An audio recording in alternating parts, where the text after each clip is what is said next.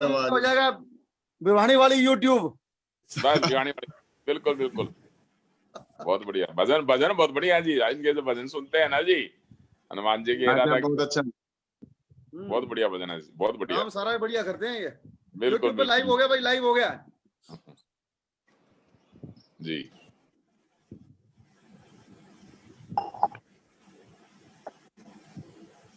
ये तो कहाँ पे चलाया है? जूम पे चलाया है, यूट्यूब पे? बस ऐसे और कुछ नहीं देख सकते बस। सब कुछ आएगा। पार्टिसिपेट किया सब आएगा।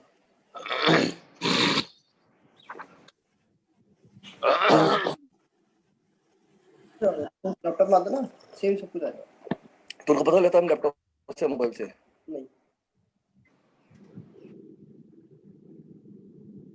नहीं पता होता? अच्छा, ये चल चले, थैंक यू।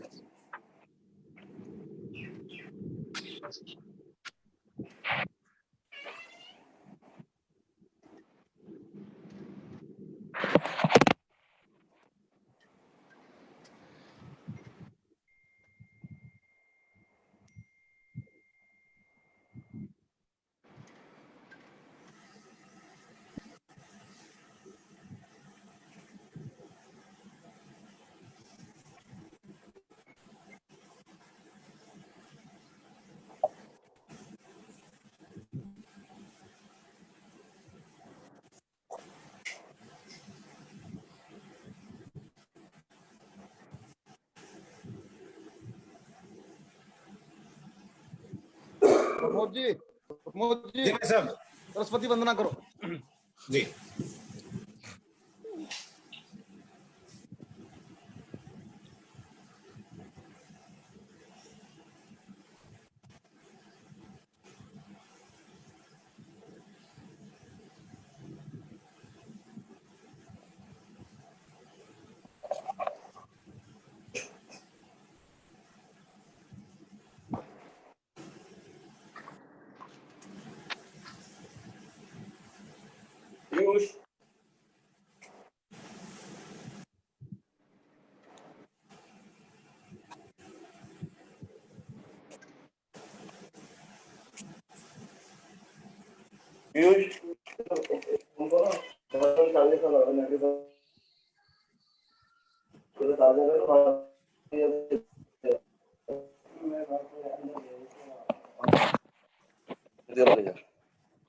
हैंग क्यों हो गया?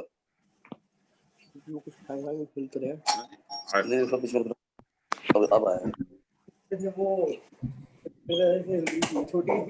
आइए सब सरस्वती वंदना करते हैं। माँ सरस्वती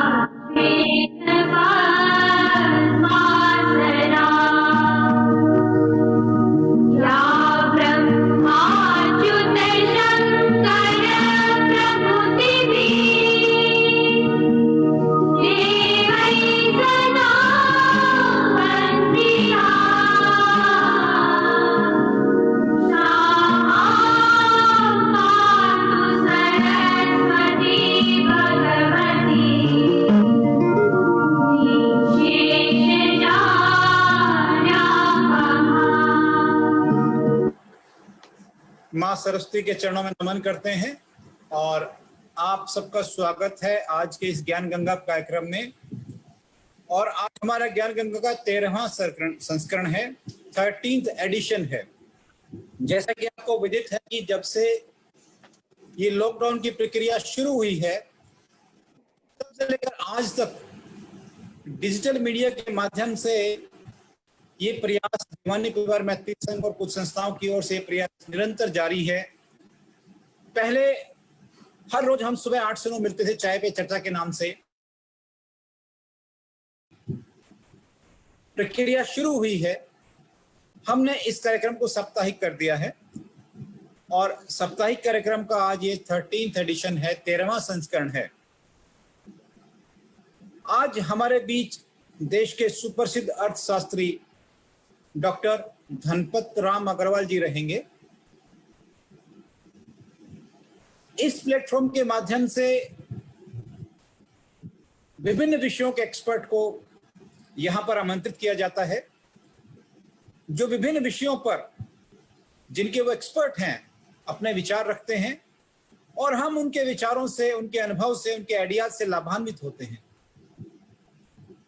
समय समय पर अनेक समसामयिक विषयों पे, चाहे भारत की विदेश नीति हो, चीन के साथ संबंध हो, मेक इन इंडिया प्रोग्राम हो, रामायण की कहानी हो, बिजनेस की बातें हो, या इम्यून सिस्टम को कैसे बढ़ाना हो, देश के डॉक्टरों से, आयुर्वेदाचार्यों से, योगाचार्यों से हम समय समय पे इस प्लेटफॉर्म के माध्यम से मिलते रहे हैं।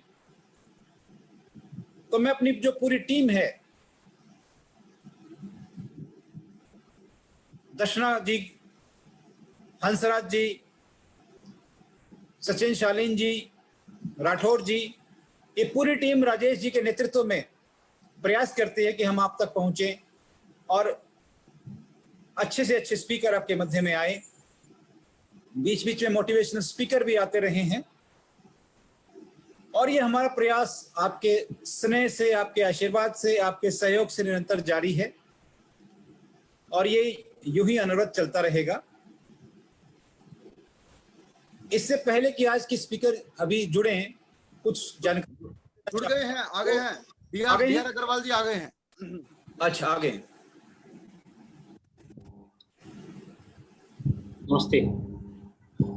नमस्कार धनपत राम अग्रवाल जी, आपका स्वागत है। नमस्ते। पहले भी इस प्लेटफॉर्म पे सुन चुके हैं। अपने जितने भी पार्टिसिपेंट हैं उनको बताना चाहूंगा कि आज हमारे मध्य डॉक्टर धनपत राम अग्रवाल जी हैं और ये भिवानी के गांव बुसान निवासी हैं।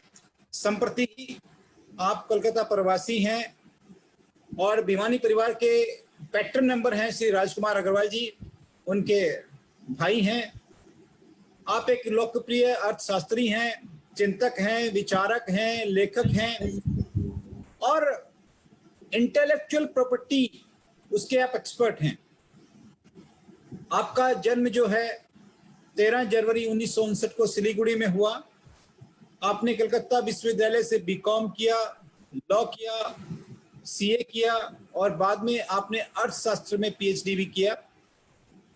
1982 से आप एक सफल चार्टर्ड अकाउंटेंट के रूप में प्रैक्टिस कर रहे हैं।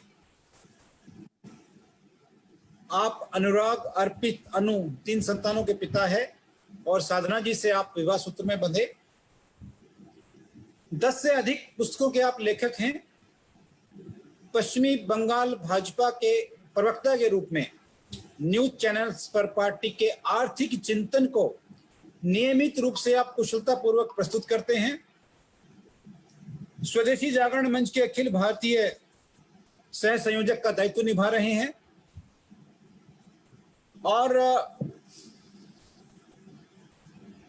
Institute of international trade, global IP convention और आईटैग बिजनेस सॉल्यूशंस के आप फाउंडिंग डायरेक्टर हैं।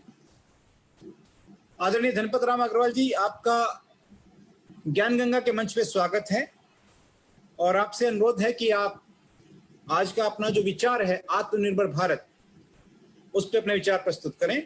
डॉक्टर धनपत राम अग्रवाल जी।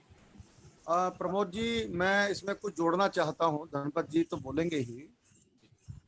धनपत जी का अपने गांव बुसान से बहुत गहरा रिश्ता है। एक बार मेरे साथ गांव में गए थे, आज भी उनके भीतर गांव रहता है। ये बहुत बड़ी बात है। जिस आदमी ने अटल बिहारी वाजपेयी के साथ काम किया है, आज वह अपने गांव से भी उसी प्रकार से जुड़ा हुआ है। और धनपत जी हरियाणवी बहुत अच्छी बोलते हैं, रागनी भी गा लेते हैं। उनको अपनी माताजी की आयु कोई 98-99 साल है, जो हरियाणा के गीत माताजी गाया करती थी, धनपत जी को याद है। आप उनको कहेंगे तो वो आपको हरियाणा के गीत सुना देंगे। कोलकाता में भिवानी की पहचान है धनपत जी। और मैंने प्रार्थना की तो आपने स्वीकार किया कि मैं इस कार्यक्रम में जरूर आऊंगा।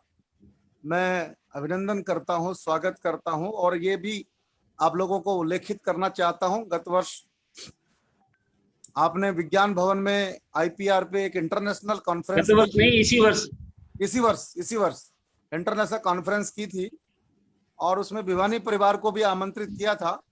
हमारी पूरी टीम राजकुमार अग्रवाल जी के नेतृत्व में विज्ञान भवन गई थी और हमको प्राउड हुआ कि हमारे बड़े भाई साहब ने कितना बड़ा कॉन्फ्रेंस किया।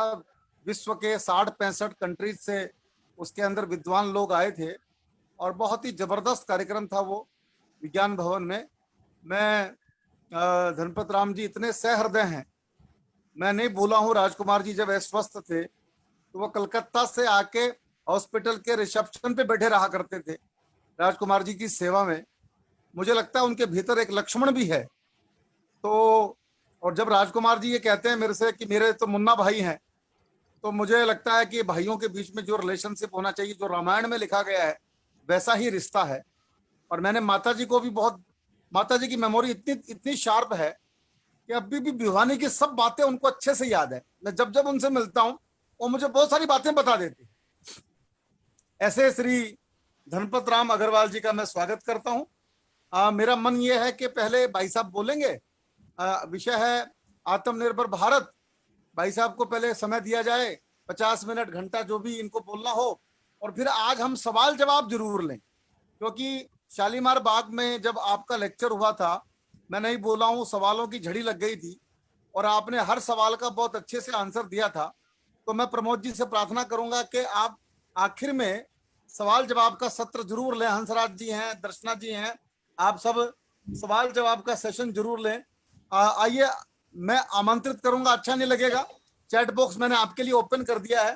क्यों भाई सचिन, चैट बॉक्स खोल रखा ना सचिन? खुला हुआ है।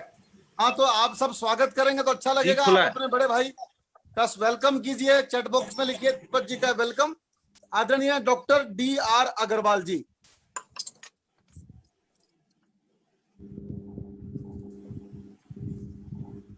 सुप्रभातम।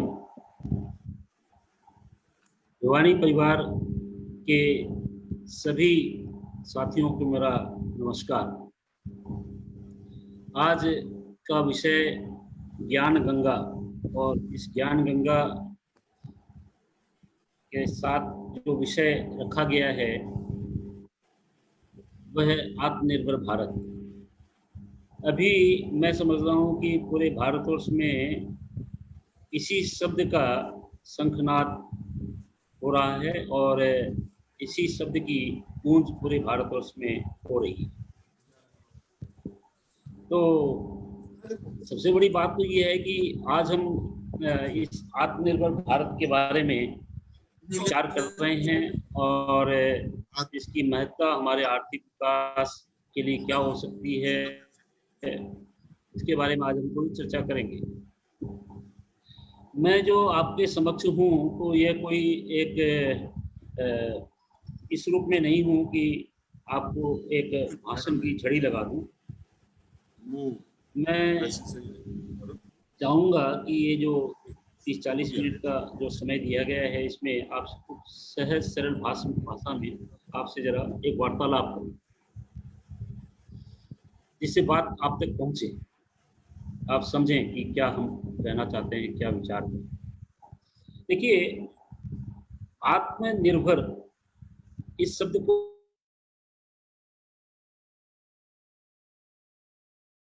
मंत्र छिपा है, उसको खोलने की कोशिश करें। साधारणतः तो आत्मनिर्भर से हम ये समझते हैं कि जब राष्ट्र का सवाल आता है तो यही बात दिमाग में आती है कि भी जो है हमारे यहाँ जो भी वस्तुओं की आवश्यकता है, सारी की सारी वस्तुएं हमारे देश में उत्पादित हों और हमको बाहर से कोई आयात न करना पड़े उसके लिए जो पूंजी की आवश्यकता है वह भी हमारे देश में जो संचय होता है उस संचय की राशि से ही हम उसको विनियोग करके और बाहर की विदेशी कोई पूंजी की हमको आवश्यकता ना हो, यानी न तो हम कोई बाहर से चीज़ों का इम्पोर्ट करें और न ही हम किसी विदेशी पूंजी पर आधारित कोई विनियोजन करें।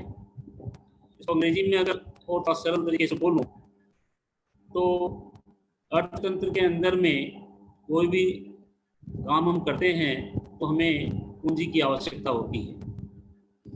तो वो पूंजी कहाँ से आती है? तो पूंजी का आधार यही होता है कि आप भी अपने व्यापार में अगर देखें तो साल भर में जो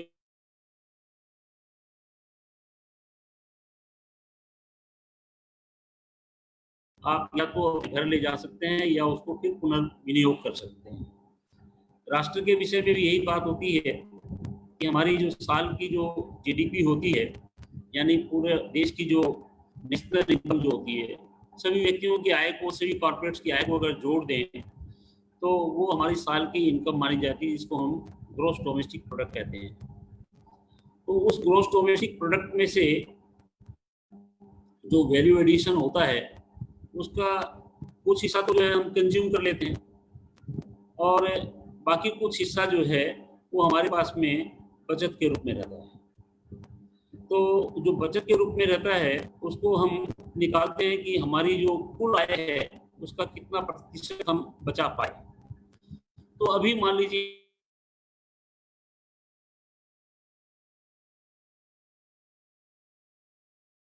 सेविंग हुई और जो कॉर्पोरेट की जो सेविंग्स हुई प्लस पब्लिक सेक्टर की जो सेविंग्स हुई, इन तीनों जोड़ करके यानी सरकारी जो उपक्रम है उनकी, निजी जो उपक्रम है उनकी और व्यक्तिगत जो हमारी आय हो रही है चाहे सैलरी के माध्यम से किसी भी माध्यम से, तो तीनों के जोड़ को यानी house hold savings, corporate saving और पब्लिक सेक्टर सेविंग्स, इन तीनों की सेविंग्स को जोड़ करके हम ये निकालते थे कि हमारी टोटल डोमेस्टिक सेविंग्स कितनी हुई। उस डोमेस्टिक सेविंग को यानी देशी है कि इसको हम अपने दोबारा जो है कैपिटल फॉर्मेशन करने के लिए उसको हम पूंजी निवेश करेंगे। अब ये है कि जो आर्थिक अर्थशास्त्र जो है वो ये बताता है कि अगर आपको देश के अंदर में विकास करना है तो विकास करने के लिए जो पूंजी का विनियोजन है, उस पूंजी के विनियोजन से आपको दोबारा कितनी आय होगी अगली साल, उसका एक प्रोडक्टिविटी फैक्टर निकाला हुआ है, जिसको हम लोग अर्थशास्त्र में कहते हैं incremental capital output ratio, ICOR। तो अब उसमें उसके आधार पर ये जो एक ग्रोथ की जो थ्योरी है, विकास की जो एक जो थ्योरी निकाली हुई है, उसमें कहते हैं कि अगर आपको अपने देश में 8% की ग्रोथ लेनी है सालाना, तो उस 8% की ग्रोथ टारगेट को आपको उस IOR ग्रोथ टारगेट अगर 8% है और अगर आपकी टोटल प्रोडक्टिविटी फैक्टर जो है, जो कि अभी भारतवर्ष में चल रहा है, वो 4 है, यानी 8/4 अर्थात 32% का अगर आप देश में इन्वेस्टमेंट करेंगे एडिशनल,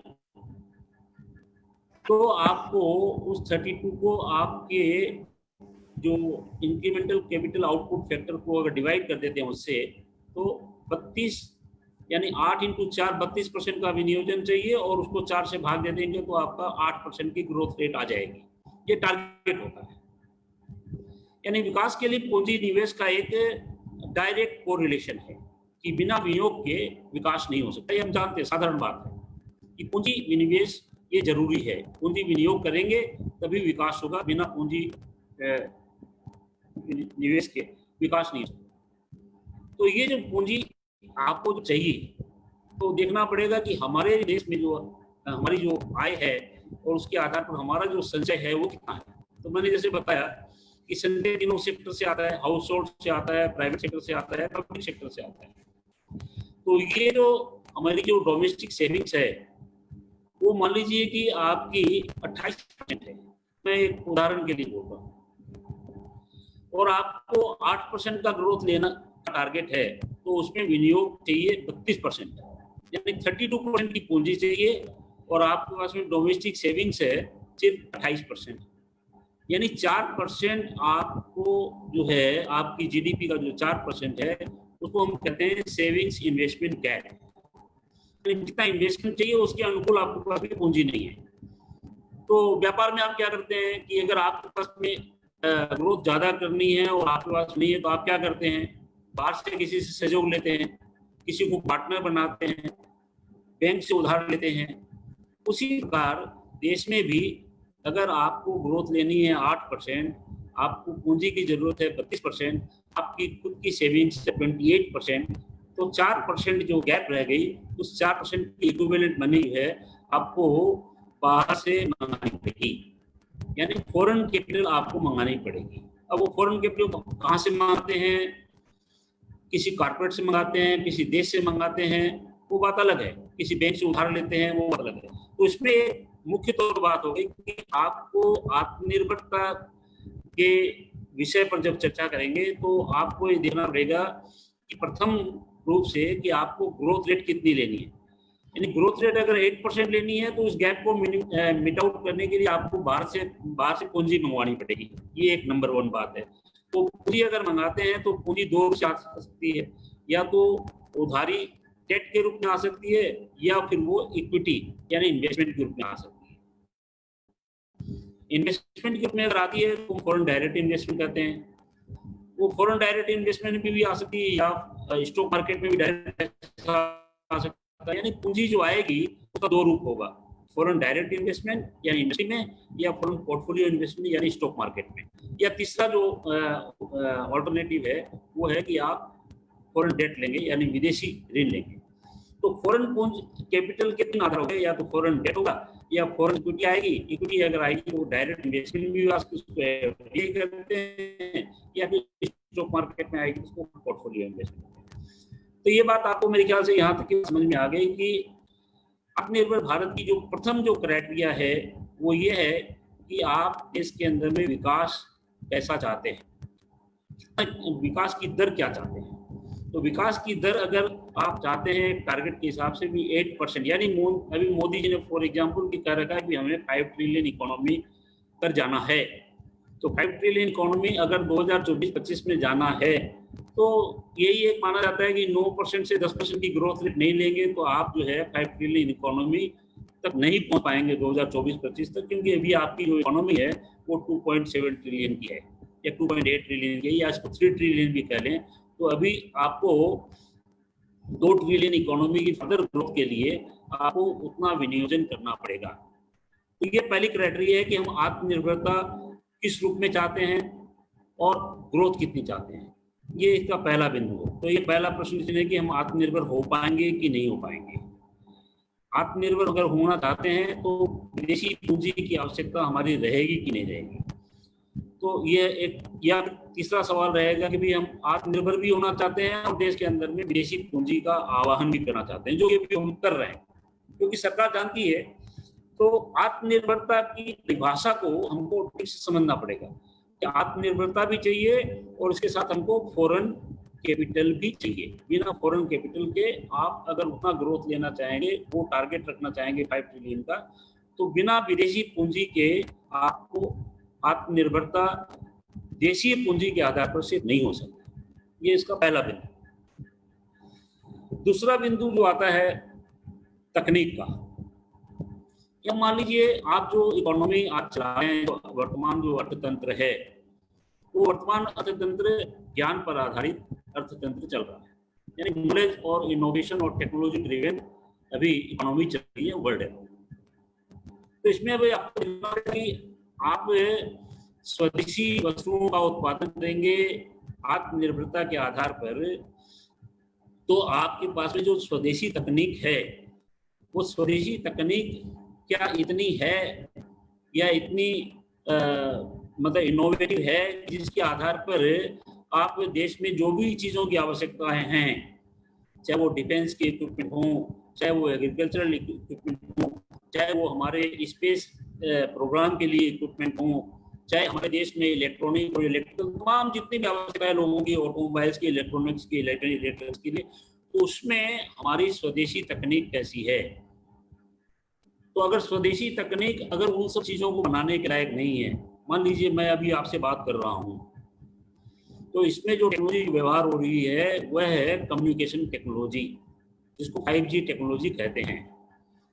5G टेक्नोलॉजी के बारे में मेरा जो बौद्धिक संपदा के विषय में जो जानकारी है, उसमें चाइना ने भारतवर्ष में 27,000 पेटेंट ले रखे हैं। भारतवर्ष के पास में अपना एक सिंगल भी पेटेंट इस विषय में नहीं है 5G टेक्नोलॉजी में। रिलायंस जियो ने भी कहा है कि हम 5G की फैसिलिटी देश में दे देंगे, किंतु रिलायंस के पास में अपनी कोई टेक्नोलॉजी नहीं है। उसने सारी की सारी टेक्नोलॉजी बाहर से उधार ली हुई है। बाहर से जो टेक्नोलॉजी वो लाइसेंस दे रखे हैं, उसके लिए वो रॉयल्टी देते हैं, टेक्निकल फीस देते हैं, तब वो बाहर की कंपनियां वो तकनीक, चाहे क्वालकॉम हो, चाहे इंटेल हो, या बहुत सारी तरह की टेलीकॉम रिसर्च करने वाली कंपनियां हैं, वैसी करीब 40 कंपनी, क्योंकि रिलायंस इंडस्ट्रीज ने एक बार मेरे को बुलाया था, वो अपने यहाँ उनके कारपेट पार्क में भाषण देने के लिए 4 घंटे मैं रिलायंस के कारपेट पार्क में गया था भाषण देने के लिए। तो उनका जो टेक्नोलॉजी ग्रुप है उसके करीब 50 लोग थे और मैं उनको करीब 4 घंटे उनको बोला। तो उसमें मेरे को पता चला कि इनके यहाँ अपना कोई रिसर्च डेवलपमेंट नहीं है, अपनी खुद की रिसर्च नहीं है, वो सारी की सारी टेक्नोलॉजी बाहर से ले रहे हैं। तो दूसरा जो विषय बता रहा था कि एक तो विदेशी पूंजी, वो क्या आपके पास में सफिशिएंट है, दूसरा नंबर ये है आपके पास में तकनीक, टेक्नोलॉजी, क्या वो आपके पास में अपनी खुद की टेक्नोलॉजी है जिससे आप आज के समय के हिसाब से देश में जो आवश्यकता है, चाहे वो डिफेंस की है, चाहे वो आपके ऑटोमोबाइल्स की है, इलेक्ट्रिकल की है, कुछ भी हो, तो उसको एक कॉम्पिटिटिव वे में, क्योंकि देश के जो लोग हैं उन सारी सुविधाएं चाहिए, उनकी ग्लोबल कनेक्टिविटी है, उनको व्यापार करना है, तो उनको सभी सुविधाएं चाहिए, उनको इंफ्रास्ट्रक्चर भी डेवलप करना है। तो तमाम सारी सुविधाओं के लिए आपको पोर्ट या कोई भी चीज़ अगर आप चाहते हैं, हवाई जहाज चलाते हैं, रेलगाड़ी चलाते हैं, तो सब में टेक्नोलॉजी, वो टेक्नोलॉजी क्या आपकी स्वदेशी है क्या, ये दूसरा सवाल। तो अगर वो नहीं है तो ये भी एक का दूसरा, जो पहला जो गैप था सेविंग्स और इन्वेस्टमेंट का गैप, तो दूसरा गैप बन गया टेक्नोलॉजी का गैप। आपकी टेक्नोलॉजी की रिक्वायरमेंट क्या है और आपके पास में टेक्नोलॉजी कैसी है। तो अगर वो टेक्नोलॉजी पूरी नहीं है, टेक्नोलॉजी का गैप हो गया, आपको टेक्नोलॉजी चाहिए X, डबल X, आपके पास में है सिंगल X, तो वो X या Y जो भी टेक्नोलॉजी का गैप रह गया, वो टेक्नोलॉजी आपको बाहर से मंगानी पड़ेगी। तो अब फिर सवाल आता है कि आत्मनिर्भर हम भारत बनाएंगे, तो कैसे भारत बनाएंगे। स्वदेशी तकनीक के आधार पर अगर भारत बनाते हैं तो फिर वो मॉडर्न इक्विपमेंट आपको नहीं मिलेंगे। अगर आप उस मॉडर्न इक्विपमेंट नहीं रखने के साथ कॉम्प्रोमाइज करना चाहते हैं तो बात है। किंतु भारत अभी इस विषय में भी जो है ये मानता है कि नहीं, आज के दिन हमको 5G टेक्नोलॉजी भी चाहिए, हमको मॉडर्न इक्विपमेंट भी चाहिए, हवाई जहाज भी चाहिए, बुलेट ट्रेन भी चाहिए, हमको रॉकेट्स भी चाहिए, सभी कुछ चाहिए। तो उन सब के लिए हमारे यहाँ जो साइंस एंड टेक्नोलॉजी है, हमारे यहाँ जो रिसर्च है, वो अभी उतनी सक्षम है क्या, आगे के लिए हो जाएगी। तो आत्मनिर्भर भारत बनाने के लिए आपको तकनीक के बारे में सोचना पड़ेगा, आपके पूंजी के बारे में। अब तीसरी बात है, वो तीसरी बात है कि आप जो के पास में जो ऑल्टरनेटिव्स हैं, तो उसमें ऑल्टरनेटिव्स में आप भारत में आत्मनिर्भरता लाने के लिए क्या करेंगे।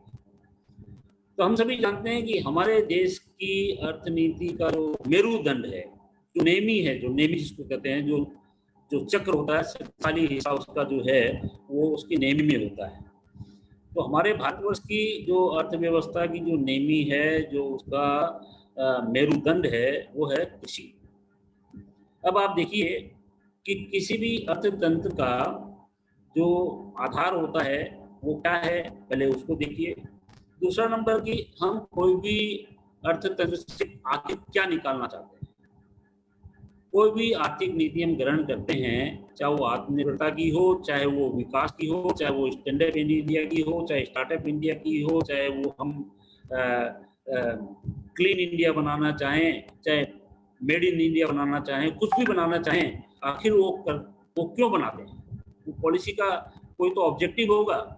तो अर्थनीति का जो उद्देश्य होता है उसको हमको समझना चाहिए। अर्थनीति का उद्देश्य क्या है? अर्थनीति का उद्देश्य ये होता है कि देश में रोजगार हो, देश की गरीबी दूर हो जाए, देश में अच्छी शिक्षा के संस्थान हो, देश में अच्छे स्वास्थ्य के संस्थान हो, देश के अंदर में अच्छे इंफ्रास्ट्रक्चर बने, देश की सुरक्षा के लिए जो भी हमें अवयव चाहिए वो सारे होने चाहिए। ये तमाम हमारे अर्थ व्यवस्था के उद्देश्य होते हैं, वो हमारे सामने हैं। तो अब हमको देखना पड़ेगा कि इन सारे उद्देश्यों को पूरा करने के लिए सबसे जो इम्पोर्टेंट है वो है कि गरीबी दूर हो और दूसरा जो है लोगों को रोजगार मिले। ये मुख्य रूप से होता है। अब अगर हम आत्मनिर्भरता के मॉडल को अपनाते हैं तो स्वदेशी उत्पादों को अगर हम बढ़ावा देते हैं, वोकल फॉर लोकल की बात अगर करते हैं, तो उसके लिए आत्मनिर्भर भारत बनाने के लिए प्रधानमंत्री जी ने, हमारे देश के जो नीति निर्धारक है, उन सबने कहा है 1 डिस्ट्रिक्ट 1 प्रोडक्ट। 1 डिस्ट्रिक्ट 1 प्रोडक्ट यानी हम जिलों पर आधारित विकेंद्रित व्यवस्था के द्वारा हम लोकल जो प्रोडक्ट जहाँ जहाँ बन सकते हैं उसकी अनुकूल इंडस्ट्रियल क्लस्टर्स हम बनाएंगे और स्वदेशी अपनाएंगे, स्वावलंबन अपनाएंगे और एक स्वाभिमानी भारत का निर्माण करेंगे। ऐसा हमारा उद्देश्य है। तो इसके करने के लिए सरकार ने कुछ कदम भी उठाए हैं।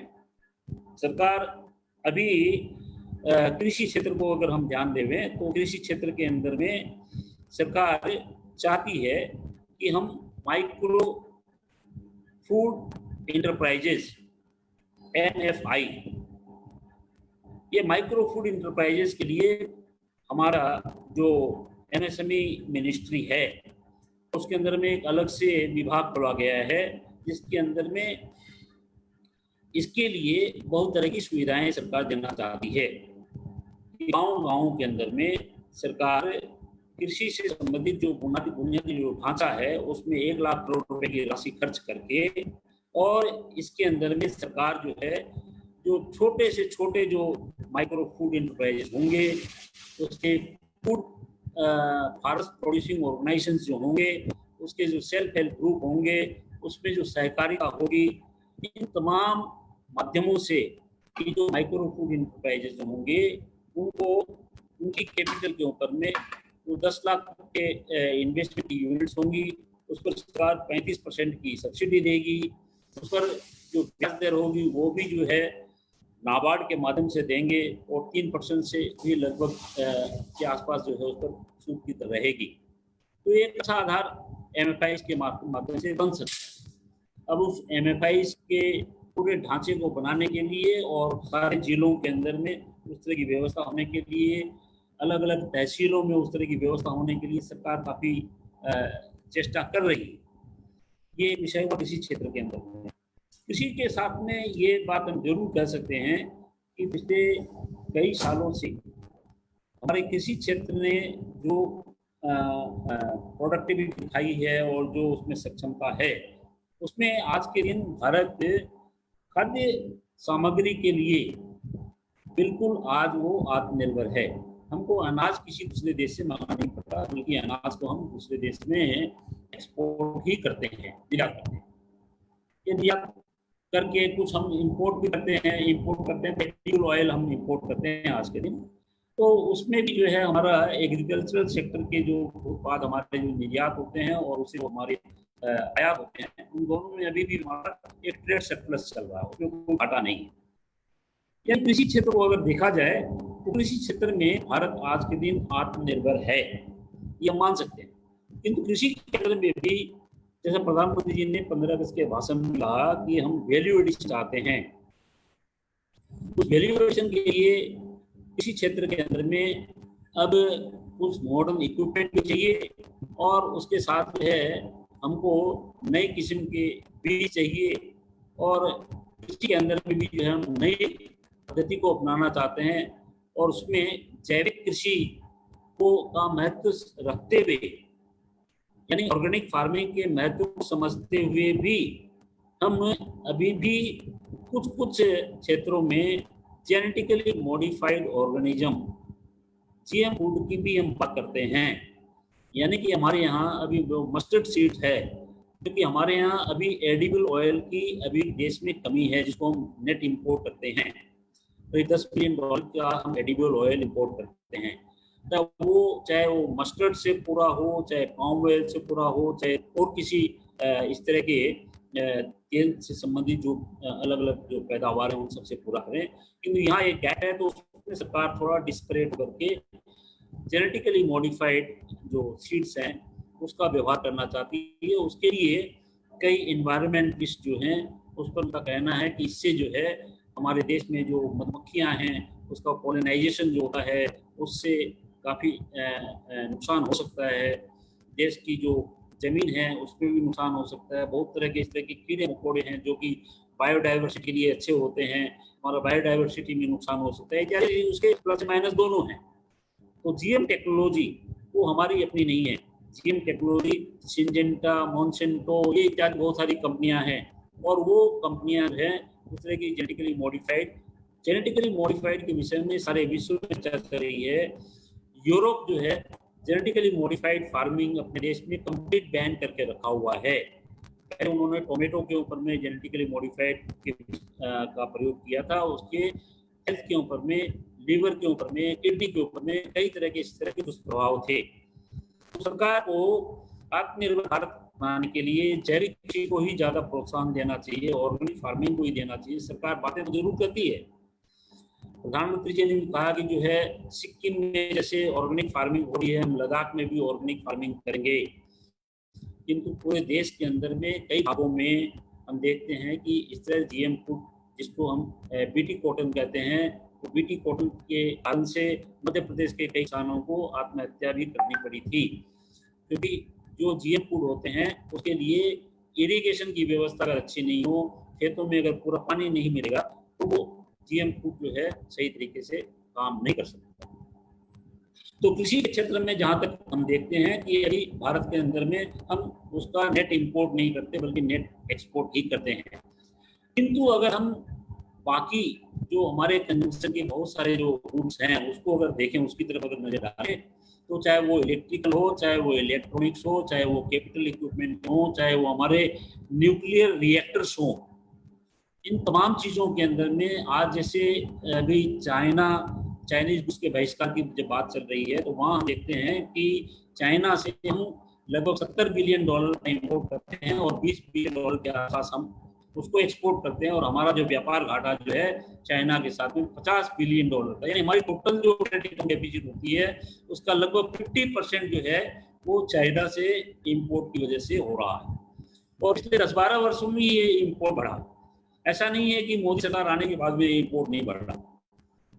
यानी अभी हम सचेत हो रहे हैं और अब सोच रहे हैं कि हम चाइना से इम्पोर्ट करते हैं तो चाइना हमारे से जो फॉरेन एक्सचेंज लेता है और वो हमारे विरोध में जो है हमारे सुरक्षा को एक प्रकार से चेतावनी देता है और हमारे बॉर्डर्स पर प्रॉब्लम करता है। इसलिए हमको चाइनीज गुड्स का बहिष्कार करना चाहिए।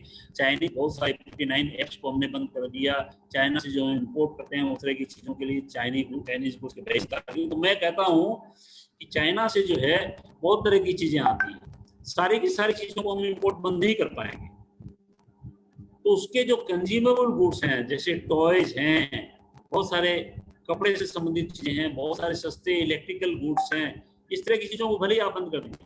तो जो मेजर इम्पोर्ट चाइना से करते हैं, मैंने चाइनीज गुड्स के इम्पोर्ट का एक अध्ययन किया था, तो उसमें मैंने पाया कि लगभग जो है $8 बिलियन से ज़्यादा तो जो है हम सिर्फ फार्मा के सेक्टर में जो APIs होती हैं, एब्रेविएटेड फार्मास्यूटिकल इंग्रेडिएंट्स, तो APIs वही हम हमारे जो यहाँ की जो दवा कंपनियां हैं, चाहे वो डॉक्टर रेड्डी है, चाहे सिप्ला है, चाहे वो सन फार्मा है, ये जो API जो हैं वो लगभग 70% जो है हम API चाइना से मंगाते हैं।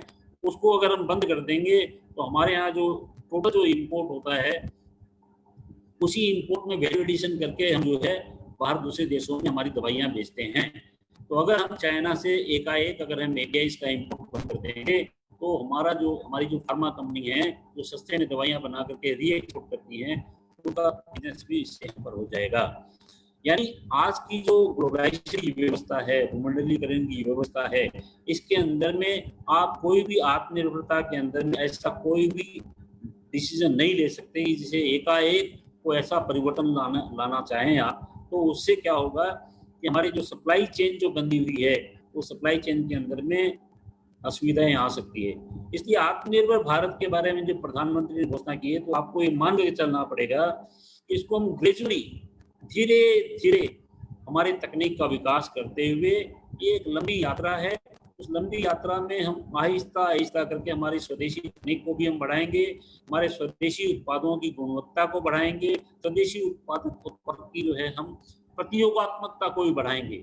क्योंकि अगर आपके स्वदेशी उत्पाद महंगे हो जाएंगे तो लोग उसको खरीदेंगे नहीं।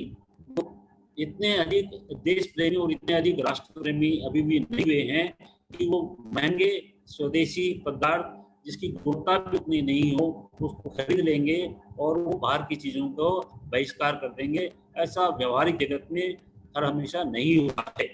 इसलिए हम लोगों को इस बात को स्वीकार करते हुए चलना पड़ेगा कि हम आत्मनिर्भर भारत का जो हमारा टारगेट है उसको हम पूरा करें। तो उसको पूरा करने में हमें ग्रेजुअली आहिस्ता आहिस्ता चलना पड़ेगा और उसके लिए हमको हमारे रिसर्च एंड डेवलपमेंट को हमको आगे बढ़ाना पड़ेगा। बिना रिसर्च एंड डेवलपमेंट के आगे बढ़ाए हम अपनी वर्तमान जो आर्थिक अवस्था है उसे हम आगे नहीं बढ़ाएंगे। चाहे वो हमारा कृषि का क्षेत्र हो, चाहे हमारा मैन्युफैक्चरिंग सेक्टर हो, चाहे हमारा सर्विसेज सेक्टर हो।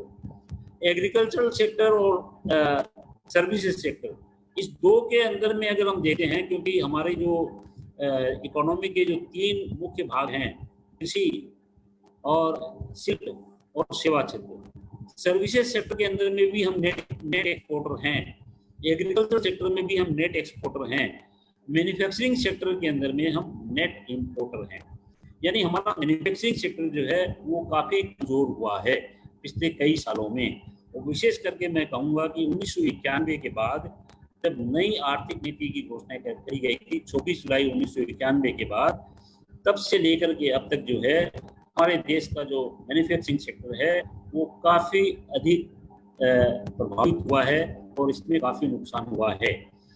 चाइना के अंदर में चाइना का मैन्युफैक्चरिंग सेक्टर वहाँ की जीडीपी का 52% कंट्रीब्यूट करता है, जो कि हमारे यहाँ का मैन्युफैक्चरिंग सेक्टर अगर उसमें से कंस्ट्रक्शन को अगर बात दे दिया जाए तो मात्र 17% है। कंस्ट्रक्शन को अगर 8% जोड़ लें तो 25% होता है। ठीक है ना। कृषि क्षेत्र में भी जो है हमारे यहाँ जीडीपी के अंदर में काफ़ी गिरावट आई है। कृषि क्षेत्र भी जो है 1991 में हमारी जीडीपी का 35% कंट्रीब्यूट करता था, जो भी घट करके 14-15% मात्र ही रह गया है। तो हमारे देश में 24 जुलाई 1991 की जो नई आर्थिक नीति की घोषणा की थी, उससे हम एग्रीकल्चरल सेक्टर में भले ही आत्मनिर्भर हुए हों, किंतु हमारे जो फार्मर्स की जो वस्तुएं हैं, जो प्रोड्यूस हैं, उसका जो उनको रेमुनरेटिव प्राइस जो मिलना चाहिए, जो उचित मूल्य मिलना चाहिए, वो नहीं मिलने के कारण किसान हमारे देश के गरीब से और ज़्यादा गरीबी की तरफ ही बढ़ते जा रहे हैं। तो वो इसका कारण एक ही है कि किसानों की जो डिपेंडेंस है उन एग्रीकल्चर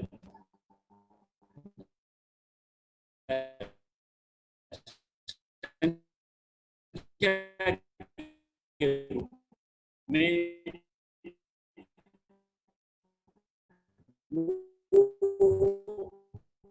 हमारे देश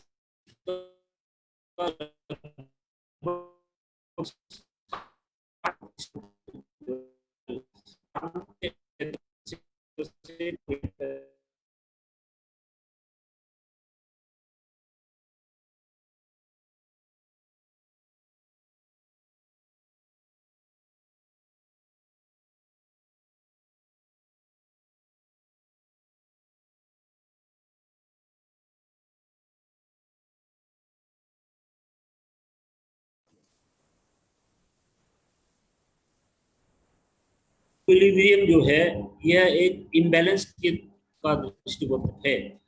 सर्विसेज सेक्टर जो आज 60% कंट्रीब्यूट करता है, वहाँ पर जो है हमारी एम्प्लॉयमेंट जो है मात्र 20 से 25% की है।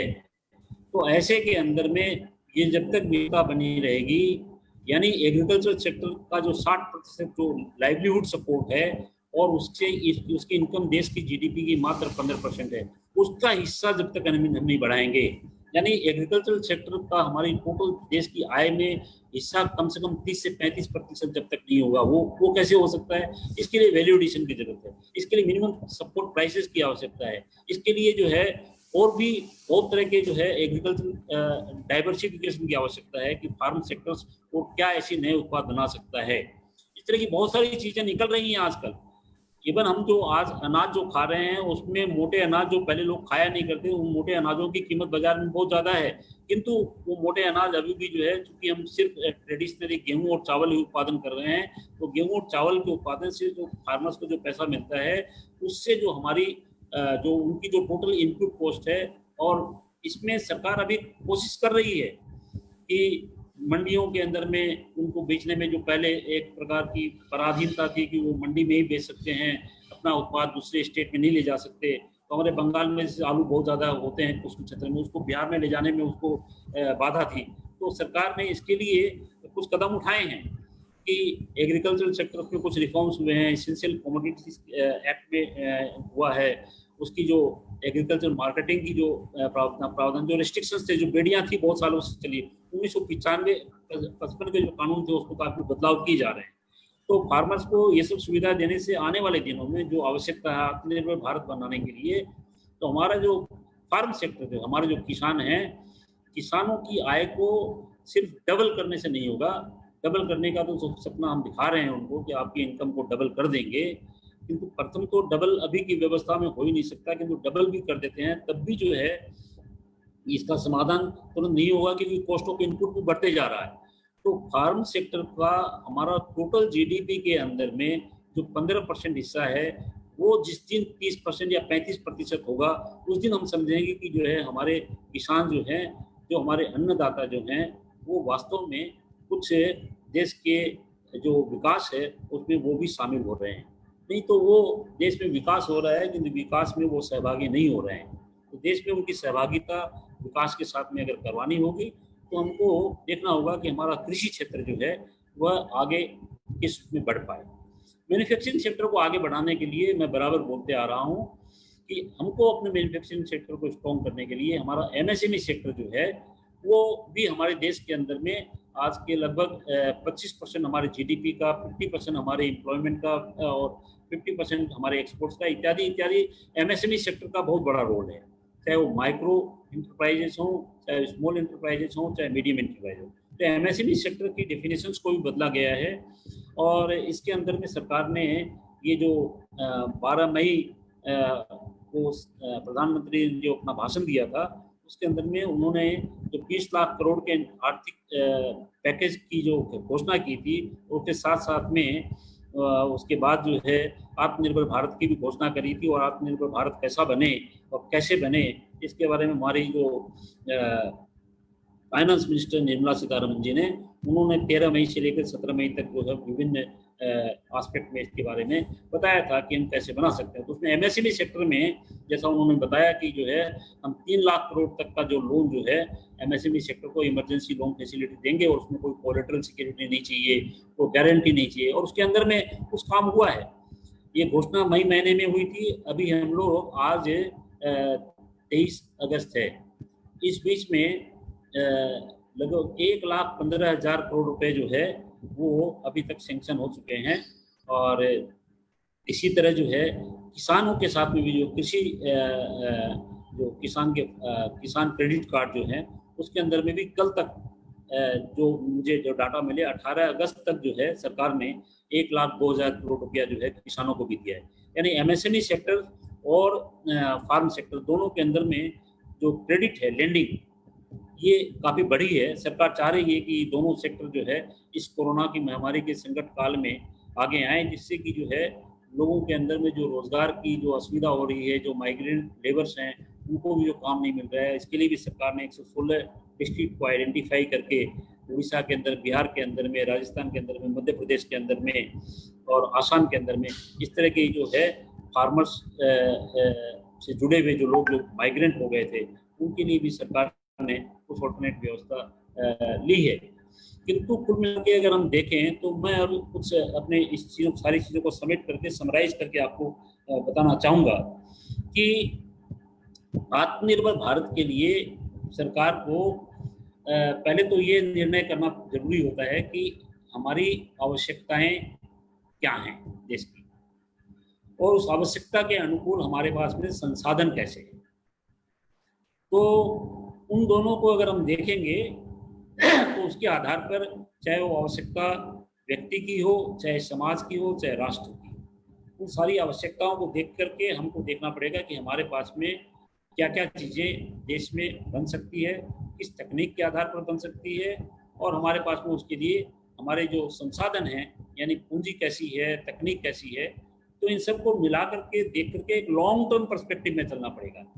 हम शॉर्ट टर्म में कभी एडॉक बेसिस पर अपने प्रोग्राम्स को अगर शिफ्ट करते रहेंगे। मैं कल ऐसी सोचते सोचते एक बात सोच रहा था कि 10 साल यूपीए की जब सरकार चली तो हम मनमोहनॉमिक्स की बात करते थे, और अभी आज हमारे प्रधानमंत्री जो हैं उनको अगर हम देखते हैं तो मेरे को ऐसा एक शब्द मिला कि स्लोगनोमिक्स। स्लोगन्स, अलग अलग स्लोगन्स हम सुन रहे हैं। हम स्लोगन्स की मैं आपको एक लिस्ट बनाया था कि वो स्लोगन्स कितने तरह के स्लोगन्स जो हैं हमारे इधर बने। हम शुरुआत किए थे अच्छे दिनों से कि अच्छे दिन आने वाले। उसके बाद फिर हम गए कि हमको विकास का मुद्दा लेना है, डेवलपमेंट एंड गुड गवर्नेंस। फिर हम स्वच्छ भारत की तरफ बात किए, फिर हम स्टार्टअप इंडिया की बात किए, फिर हम स्टैंड अप इंडिया की बात किए, स्किल इंडिया की बात किए, मेक इन इंडिया की बात किए, फिर हम डिमोनेटाइजेशन चल गए, ब्लैक मनी को कर्व करने की बात किए, मनी लॉन्ड्रिंग को बंद करने की बात किए, बेनामी संपत्तियों के इसको बंद करने की बात किए, करप्शन फ्री इंडिया की बात की, डिजिटल इंडिया की बात की, वन नेशन वन टैक्स की बात की, one nation one ration card की बात की, वन डिस्ट्रिक्ट वन प्रोडक्ट की बात अभी हम कर रहे हैं।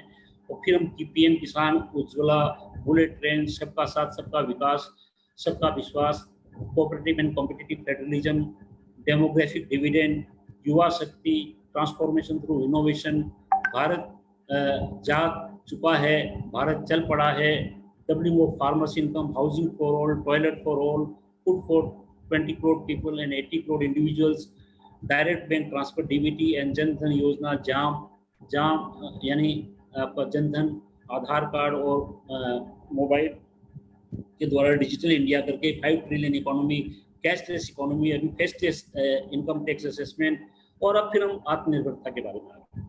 तो अगर कुल मिलाकर देखेंगे तो हमारे स्लोगन्स तो इस 6 साल में बहुत स्लोगन्स हुए हैं।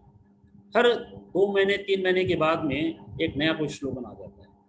अब इन सारे स्लोगन्स को मिला करके अगर हम देखेंगे तो मुझे अभी तक ऐसा कोई ठोस आधार नहीं मिला है कि जिस पर कह सकूं कि इन स्लोगन्स में से अभी तक कुछ ठोस हमको प्राप्ति हुई है। आत्मनिर्भर भारत के बारे में भी स्लोगन अभी हमने चालू किया है। वास्तविकता इस बात पर निर्भर करेगी कि हम इस बात पर कितना टिके रहते हैं। अगर हम टिके नहीं रहते हैं तो प्रधानमंत्री जी जहां ये बोलते हैं कि हम 20 करोड़ परिवार को और 80 करोड़ लोगों को, जो कि हमारी जनसंख्या अगर 130 करोड़ की है,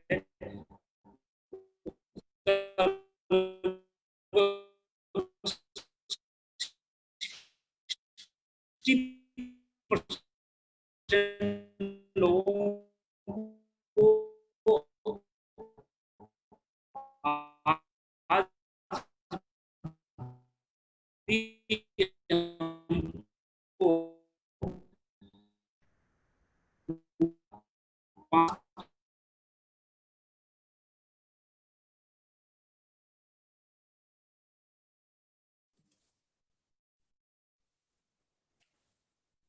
आज डॉक्टर साहब आपकी आवाज में ब्रेक आ रहा है थोड़ा सा।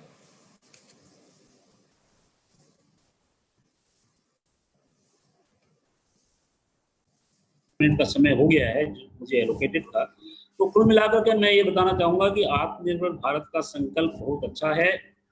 और मैं इस बात से भी जरा इस शब्द से मुझे अच्छा लगता है, आत्मनिर्भर यानी आप सिर्फ मन और बुद्धि पर निर्भर नहीं होकर के जो बदलती रहती है। आत्मनिर्भरता, आत्मा एक ऐसा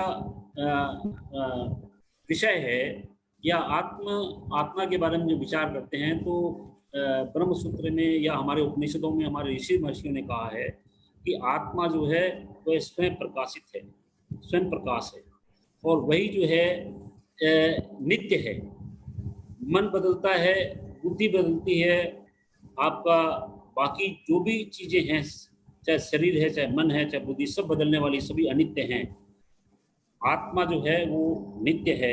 इसलिए आत्मनिर्भरता की जो बात है वह मैं समझता हूँ कि एक सनातन है, और ये सनातन धारा के रूप में, जैसे आप ज्ञान गंगा की बात कहते हैं, तो मैं समझता हूँ कि आत्मनिर्भरता का जो विषय है ये एक सनातन विषय है, और ये सनातन ही चलना चाहिए। ये इसमें शाश्वत सत्य है ये कि कोई भी राष्ट्र, कोई भी व्यक्ति आत्मनिर्भर हुए बगैर वो शांति को प्राप्त नहीं कर सकता, वह विकास को प्राप्त नहीं कर सकता। इसके लॉन्ग टर्म सस्टेनेबल ग्रोथ के लिए और एक बैलेंस्ड ग्रोथ के लिए आत्मनिर्भर होना बहुत जरूरी है, और सरकार इस बात को स्वीकार कर रही है कि हम आत्मनिर्भर भारत बना करके एक स्वावलंबी और एक वैभवशाली, शक्तिशाली, समृद्ध राष्ट्र का निर्माण करेंगे। और अगर सरकार का यह संकल्प बना रह जाता है, सरकार के नीति निर्धारक किसी भी रूप में अगर इससे अगर नहीं डिगते हैं, इसको अगर कंसिस्टेंटली और एक सिस्टमेटिक ढंग से इसको लॉन्ग टर्म टारगेट बना करके इस पर टिके रह करके अगर चलेंगे, तो मुझे पूरा विश्वास है कि भारत जो है आत्मनिर्भरता के लक्ष्य को पूरा कर पाएगा।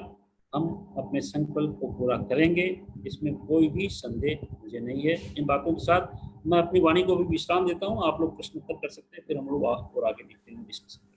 धन्यवाद। बहुत बहुत धन्यवाद डॉक्टर साहब, आपने बहुत ही सरल शब्दों में इस बात को प्रस्तुत किया, और आज के इस समय में आत्मनिर्भर का जो कॉन्सेप्ट है काफी प्रासंगिक भी हो गया है। आपने बताया कि जो हमारी इकोनॉमी है उसको 2.7 ट्रिलियन से अगर 5 ट्रिलियन तक जाना है, तो हमें ग्रोथ रेट डिसाइड करना है। हम ग्रोथ रेट क्या चाहते हैं, उसके हिसाब से पूंजी निवेश की आवश्यकता पड़ेगी। और अगर हम उस दिशा में आगे बढ़ते हैं तो हमें टेक्नोलॉजी पे विशेष ध्यान देना होगा, उस पर इनोवेशन की जरूरत है। आपने कहा कि जो मॉडर्न इक्विपमेंट है उसकी महती आवश्यकता होगी। अब हमारे पास अल्टरनेटिव क्या है, उनका भी आपने जिक्र किया कि हम अल्टरनेटिव के रूप में गुड इनिशिएटिव ले सकते हैं। मेडिसिन सेक्टर में, इंजीनियरिंग सेक्टर में और इंफ्रास्ट्रक्चर सेक्टर में हम इनिशिएटिव लेने पड़ेंगे, ताकि ये रोजगार वर्क हो, नीति हो, हमारी गरीबी दूर हो। और कुछ इसके लिए प्रयास भी किए जा रहे हैं, जैसे 1 डिस्ट्रिक्ट 1 प्रोडक्ट का आपने जिक्र किया, माइक्रो फूड एंटरप्राइज का जिक्र किया आपने, और जेनेटिकली मॉडिफाइड फूड का भी जिक्र किया आपने। और जो चाइना से जो हमारा जो इंपोर्ट का जो गैप है $50 बिलियन का, वो कैसे कम हो सकता है। कुछ चीजें जो इतनी महती आवश्यकता नहीं है उनका इंपोर्ट हम कम कर सकते हैं। R&D को बढ़ावा देना होगा। और जो 3 सेक्टर का आपने जिक्र किया, एग्रीकल्चर, मैन्युफैक्चरिंग सेक्टर और सर्विस सेक्टर, और अभी जो एग्रीकल्चर सेक्टर में 14% जो है GDP का उसमें हिस्सेदारी है, लेकिन अगर किसानों की वास्तविक आय वास्तव में बढ़ाना चाहते हैं तो इसको 30 से 35% तक लाना होगा, तभी अन्नदाता की हमारे देश के विकास के साथ साथ उसमें सहभागिता होती रहेगी। और ये एक लॉन्ग टर्म प्रोसेस है, इसको कैसे इंप्लीमेंट करना है इसके बारे में भी आपने बताया। तो बहुत बहुत धन्यवाद डॉक्टर साहब, और बहुत लाभप्रद रहा ये सेशन आपका। अब कुछ लोगों के सवाल है, क्या हम ले लें? हाँ, प्रमोद जी, आप जो सवाल जो हाथ उठा रहे हैं, एक एक करके सवाल लीजिए, जी है ना? जी, सबसे अभी तक मेरा निवेदन है, जिनको सवाल पूछने हो, और सच में आज का जो इधर से तो आज का जो सेशन रहा वो अद्भुत रहा इस वजह से कि आज भारत को जिस आत्मनिर्भरता की बात मोदी जी कर रहे हैं, एंड उसमें जो धनपत जी का जो आज इनपुट उन्होंने डाला है, वो सच में उसका इसके लिए मेरे पास शब्द नहीं है। तो आप जितने सवाल आप पूछ सकते हैं धनपत जी से, मैं समय बढ़ाने के लिए भी तैयार हूँ क्लास का। आप अपने क्वेश्चन पूछिए, क्योंकि धनपत जी का समय हमको रोज रोज नहीं मिलता है। आप खासतौर से संजय एडवोकेट यहाँ पर मुझे सुन रहे हैं, संजय जी भी अर्थशास्त्र के एक्सपर्ट हैं, वो भी अपने सवाल पूछ सकते हैं, और बाकी सब मित्रों से भी प्रार्थना करूंगा। और प्रमोद जी एक एक करके सबको ओपन करते जाइएगा। जी भाई sir. So raise your hand please, raise your hand. सबसे पहले मनीष गोयल जी ने रेज हैंड किया है, तो मनीष गोयल जी से अनुरोध है कि आप अपना सवाल पूछिए। मनीष गोयल जी। भाई साहब नमस्कार। हाँ नमस्कार। नमस्कार भाई साहब बहुत अच्छी तरीके से समझाया, और जो आत्मनिर्भर में गवर्नमेंट जो लोन दे रही है, जैसा पिछले सेशन में भी आपने बताया था, ऐसा कुछ ट्रेडर्स के लिए भी करें, क्योंकि पहले कुछ पीरियड के लिए एमएसआई में खोला था ट्रेडर्स के लिए रजिस्ट्रेशन, लेकिन अब बंद है। ऐसा कुछ उसमें भी हो सकता है कि ट्रेडर्स उसमें इन्वॉल्व हो जाएं, क्योंकि हर सेक्टर में मैन्युफैक्चर को भी ट्रेडर की जरूरत है, एग्रीकल्चर प्रोडक्ट के लिए भी ट्रेडर की जरूरत है। कि ट्रेडर नहीं होगा तो वो आगे कैसे बढ़ेगा, सेल कैसे निकलेगी? देखिए जो ट्रेडर्स हैं उनके लिए देखिए दो तरह के लोन होते हैं ना। एक टर्म लोन होता है जो कैपिटल इन्वेस्टमेंट के लिए होता है, एक वर्किंग कैपिटल लोन होता है जो आपको ट्रेडिंग के लिए होता है। तो बहुत सारे इस तरह के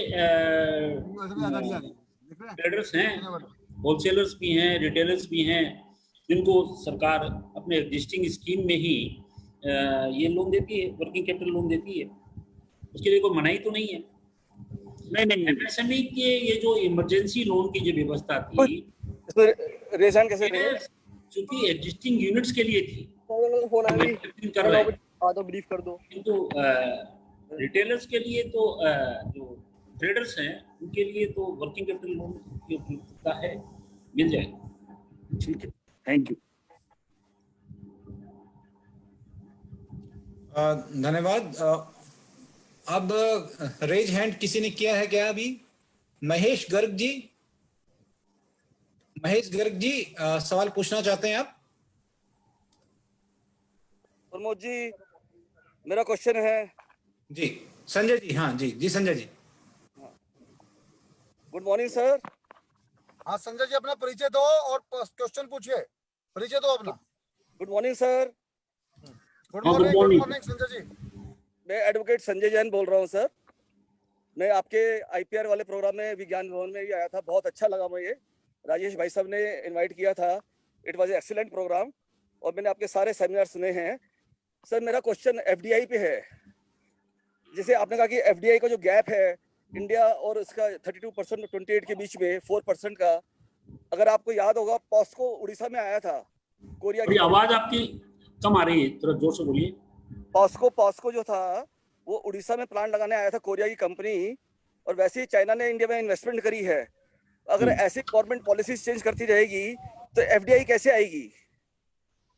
अब जैसे चाइना की सारी कंपनीज को कल वंदे मातरम ट्रेन भी उन्होंने कैंसिल कर दी, तो ऐसे एफडीआई की पॉलिसीज चेंज होती रहेंगी तो कोई भी फॉरेन पार्टनर कैसे इन्वेस्टमेंट करेगा इंडिया में? और सेकंड क्वेश्चन है, how the GDP affect A common man? जैसे हमारी जीडीपी 10% थी पहले और आप कम आ गई है, पर कॉमन मैन की लाइफ में तो कोई चेंजेस आए नहीं है। अच्छे सवाल है, दोनों अच्छे सवाल। देखिए अभी ये जो आत्मनिर्भरता का जो विषय आया है ना, इस विषय को हम लोगों को, जैसे मैंने बताया कि एक इसके ऑल फोर कॉर्नर्स को सोचते हुए हमको विचार करना पड़ेगा। आत्मनिर्भरता का जो विषय है ये एक प्रकार का परसेप्शन जो है, पहले तो हमको ये परसेप्शन के बारे में सोचना पड़ेगा कि ये विषय आज के दिन रेलिवेंट है क्या, प्रैक्टिकल है क्या। तो वहाँ उसके विषय में मैंने बताया कि जो है आत्मनिर्भरता का विषय है ये एक वास्तव में व्यवहारिक विषय है और ये संभव है। अब इसको संभव बनाने के प्रोसेस में जो पुरानी जो एग्जिस्टिंग व्यवस्था थी वो नई व्यवस्था में जब जाएंगे, क्योंकि कोरोना काल में तो नई चीजें आ रही है ना, तो ये सारी नई व्यवस्थाएं आगे की दिखेंगे कि टेक्नोलॉजी ड्रिवन इकोनॉमी कैसे बन रही है, बहुत सारी चीज़ें जो फिजिकल टू डिजिटल प्लेटफॉर्म पर जब जा रही है, तो ऐसे के अंदर में कहीं अगर थोड़ी बहुत एफडीआई को इनवाइट करने में या एफडीआई को यहाँ आने में उनकी अगर चॉइस में अगर कोई दिक्कत हो रही है तो उसके बारे में विचार करना पड़ेगा हमें, क्योंकि अगर हमारी प्रायोरिटी में अगर है कि हमको एफडीआई मंगाना है तब हमको कुछ चीज़ों से कॉम्प्रोमाइज़ करनी पड़ेगी। तो ये प्रथम इसलिए मैंने विषय रखा कि भी हमको एफडीआई चाहिए या इन्वेस्टमेंट चाहिए या वो टेक्नोलॉजी चाहिए, ये प्रायोरिटी हमको डिसाइड करनी पड़ेगी। और एक बार हम प्रायोरिटी अगर डिसाइड करते हैं तो उसके कुछ जो साइड इफेक्ट तो आएंगे। अगर एफडीआई मंगाएंगे, फॉरेन टेक्नोलॉजी मंगाएंगे, तो जो एफडीआई लेकर के आएगा वो तो अपने टर्म्स पर लेकर के आएगा, वो चैरिटी करने तो यहाँ नहीं आएगा। पर यह है कि देश के जो अर्थव्यवस्था के जो नॉर्म्स है ना, उन नॉर्म्स को हमको ध्यान में रखना पड़ेगा। और फिर ये नहीं है कि वो एफडीआई आके तो यही पॉलिसी में हमेशा फ्लेक्सिबिलिटी होती है। आज हम 1947 में जो पॉलिसी लिए थे, सेम पॉलिसी लेके तो नहीं चाहते कि भी ये करके ऐसा ही करना पड़ेगा। उस समय आवश्यकता थी कि हमको पीएसयूज को इन्वेस्ट करना, लार्ज स्केल इंडस्ट्री लाने, क्योंकि प्राइवेट के पास में पैसा नहीं था, तो उसमें हमको पब्लिक सेक्टर अंडरटेकिंग, बड़े बड़े स्टील प्लांट, बड़े बड़े जो है और बहुत सारे उद्योग लगाने पड़े। किंतु आज हम उसी पब्लिक सेक्टर को हमने सेटअप किया, उसी स्टील अथॉरिटी को आज हम उसको प्राइवेटाइजेशन में जा रहे हैं। तो ये फ्लेक्सिबिलिटी होती है कि जैसा समय होगा उस समय के हिसाब से देश काल परिस्थिति से नीति में परिवर्तन करना पड़ता है। तो आज हम एफडीआई मंगाना चाह रहे हैं, आने वाले दिनों में एफडीआई की आवश्यकता नहीं भी रह सकती। तो वो कहता है कि हमारा डायरेक्शन हम कैसे ले जा रहे हैं। आज के वातावरण में जैसा मैंने बताया कि भले ही हम सोचे कि हम आत्मनिर्भरता को अपनाएं किंतु एफडीआई को नहीं आने देंगे, ऐसा संभव नहीं है। इसलिए एफडीआई को बुलाना पड़ेगा। एफडीआई को बुलाने में भाई साहब ने प्रश्न किया कि एफडीआई यहाँ आए, इसके लिए आपको ease of doing business in India, तो ईज ऑफ डूइंग बिजनेस के जो मोटे तौर पर बहुत सारे क्राइटेरियाज हैं, उसमें देखेंगे जो है जो हमारे पास में जो 0.80 के हम पायदान रखते, तो वहाँ हम ईज ऑफ डूइंग बिजनेस हमारा आज के दिन 60 के आसपास, यानी हम कुछ इम्प्रूव किए हैं। तो ईज ऑफ डूइंग बिजनेस के अंदर में पॉलिसी के अंदर कंसिस्टेंसी है, बहुत तरह की चीज़, इंफ्रास्ट्रक्चर है, बहुत सारी चीज़ क्राइटेरिया हैं। तो क्राइटेरिया में कुछ क्राइटेरिया हो सकता है कि नहीं फुलफिल हुई होंगी, बाकी कुछ क्राइटेरिया फुलफिल हो रही है। तो ईज ऑफ डूइंग बिजनेस होने से हमारे यहाँ जो है फॉरेन इन्वेस्टमेंट का जो फ्लो है, और ये तो इस बात से साबित है ना कि हमारे यहाँ एफडीआई अभी बढ़ा है। एफडीआई जो है इस कोरोना काल में भी जो है एफडीआई आ रहा है, यानी ईज ऑफ डूइंग बिजनेस की जो यहाँ के जो इन्वायरमेंट है उसमें कुछ इम्प्रूवमेंट हुआ है, इसलिए एफडीआई आ रहा है। सवाल उस बात से नहीं कि एफडीआई आ रहा है कि नहीं आ रहा है। अगर आपको एफडीआई अगर आवश्यक है, आत्मनिर्भरता का जो विषय जो पॉलिसी इशू है वहां पर आपको देखना पड़ेगा कि whether you require FDI or not. If you require, then you have to look for ease of doing business in India. क्योंकि अगर आपके यहाँ एक बिजनेस करने के लिए अगर एक व्यक्ति को 1 साल लग जाए, दुनिया भर के परमिशन देने पड़े, इतने कॉर्पोरेट्स के जो कॉम्प्लेक्सिटीज हैं, लॉ की, टैक्सेशन लॉ की, तो इन सब चीज़ों को आपको ठीक करना पड़ेगा। उसमें अगर अनसर्टेनिटी रहेगी तो कोई एक पर्टिकुलर सेक्टर में एफडीआई आ जाए तो वो दोबारा नहीं आएगा। मुझे मालूम है कि चाइना में जो एफडीआई के लिए उन्होंने 1990 में पॉलिसी चेंज की थी, तो वहाँ पर जो एक हमारे यहाँ जो पंचायत होती है ना, उस तरह का पंचायत का जो हेड जो होता है, लोकल काउंटी काउंसिल, उसको परमिशन होता था वो कि भी आप $10 बिलियन तक के एफडीआई परमिशन दे दो। तो हमारे यहाँ पॉलिसी में ट्रांसपेरेंसी लानी पड़ेगी, हमारे अंदर पॉलिसी के अंदर में कंसिस्टेंसी लानी पड़ेगी। हमेशा हम अगर पॉलिसी को बदल रहेंगे तो ऐसा नहीं होगा। और इसके लिए जो है सरकार को सचेस्ट होकर के एरियाज को आइडेंटिफाई करते हुए चलना पड़ेगा। तो ये कुछ कंट्रोवर्शियल विषय हैं, जैसे विदेशी पूंजी विनियोग, प्राइवेटाइजेशन, ये सारे विषय जो है कुछ कंट्रोवर्सी, किंतु समय की आवश्यकता अनुसार परिवर्तन करना पड़ता है। लोग विरोध कर रहे हैं कि जो है LIC का कॉर्पोरेटाइजेशन हो रहा है, तो बैंकों का अब ये प्राइवेटाइजेशन हो जाएगा। तो भाई सरकार का जो काम होता है एक पर्टिकुलर समय में एक पर्टिकुलर वे में चलना होता है। लॉन्ग टर्म को अगर देखेंगे तो it is not, Vajpayee ji बोला करते थे कि it is not the business of the government to do business. Government का काम है फैसिलिटेशन, गवर्नमेंट बिजनेस नहीं करती। हाँ, क्योंकि फिर भी बहुत सारे नेशनल स्कीम के ऐसे सेक्टर्स हैं तो सरकार ने भी निर्णय लिया है कि जो है स्ट्रेटेजिक सेक्टर है, non strategic sector. Non strategic sector HMT है या वो होटल्स हैं या इस तरह के जो बहुत सारे जो नॉन स्ट्रेटेजिक सेक्टर्स, किंतु स्ट्रेटेजिक सेक्टर्स है, ऑयल है या डिफेंस है, इन सब सेक्टर्स के अंदर में सरकार प्राइवेटाइजेशन नहीं जा सकती। देखिए 3 चीजें आती हैं, एक कॉर्पोरेटाइजेशन है, एक डिसइन्वेस्टमेंट है, एक प्राइवेटाइजेशन है। क्यों अलग अलग decision? Corporatisation is neither disinvestment nor a privatisation.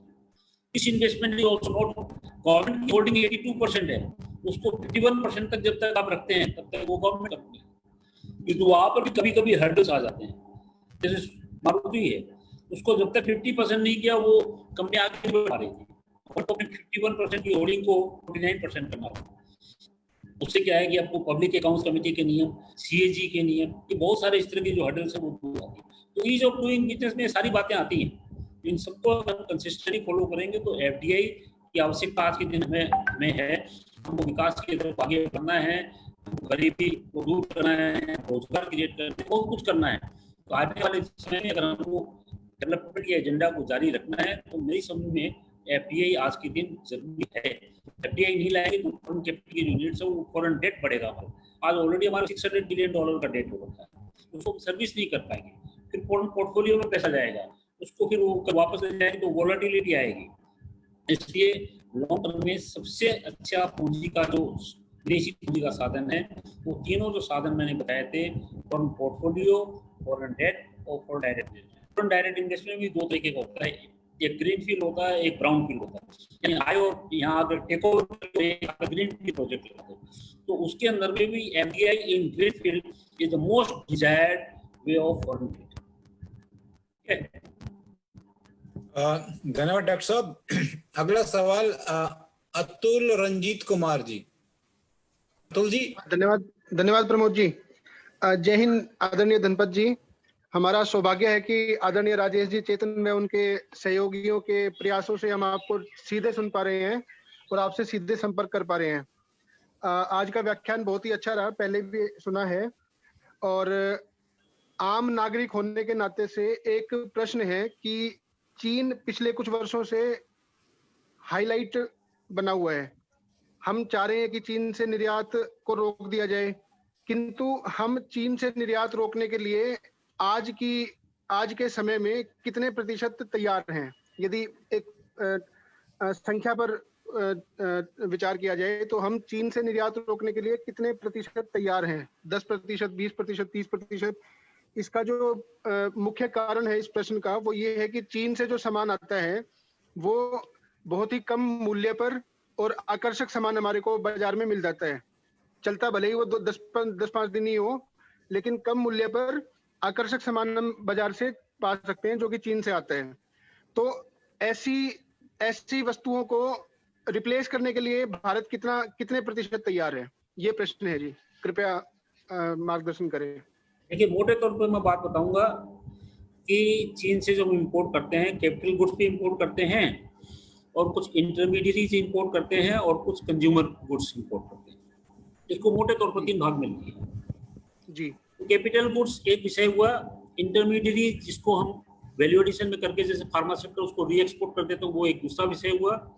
और तीसरा विषय हुआ कि कुछ इस तरह की कंज्यूमर गुड्स, चाहे वो इलेक्ट्रॉनिक्स भी हो सकते हैं, इलेक्ट्रिकल्स भी हो सकते हैं, टॉयज भी हो सकते हैं, कपड़े भी, जो डायरेक्ट कंजम्पशन में आ रहे हो। तो सबसे प्रायोरिटी जो है इन तीनों में ABC अगर माना जाए तो सबसे पहले जो है एक कैटेगरी में जो इंपोर्ट को हमको बैन करना चाहिए, चाहे हमको उसको बहिष्कार करना चाहिए, दैट इज कंज्यूमर गुड्स। और कंज्यूमर गुड्स के अंदर में सबसे लो टेक वाले आइटम हैं, चाहे वो सस्ते हों, चाहे वो अट्रैक्टिव हो। यह देश के नागरिकों को एक संकल्प लेना पड़ेगा। स्वदेशी जागरण मंच ने इस विषय में काफी बड़ा एक अभियान चलाया और ये अभियान कोई अभी का नहीं है।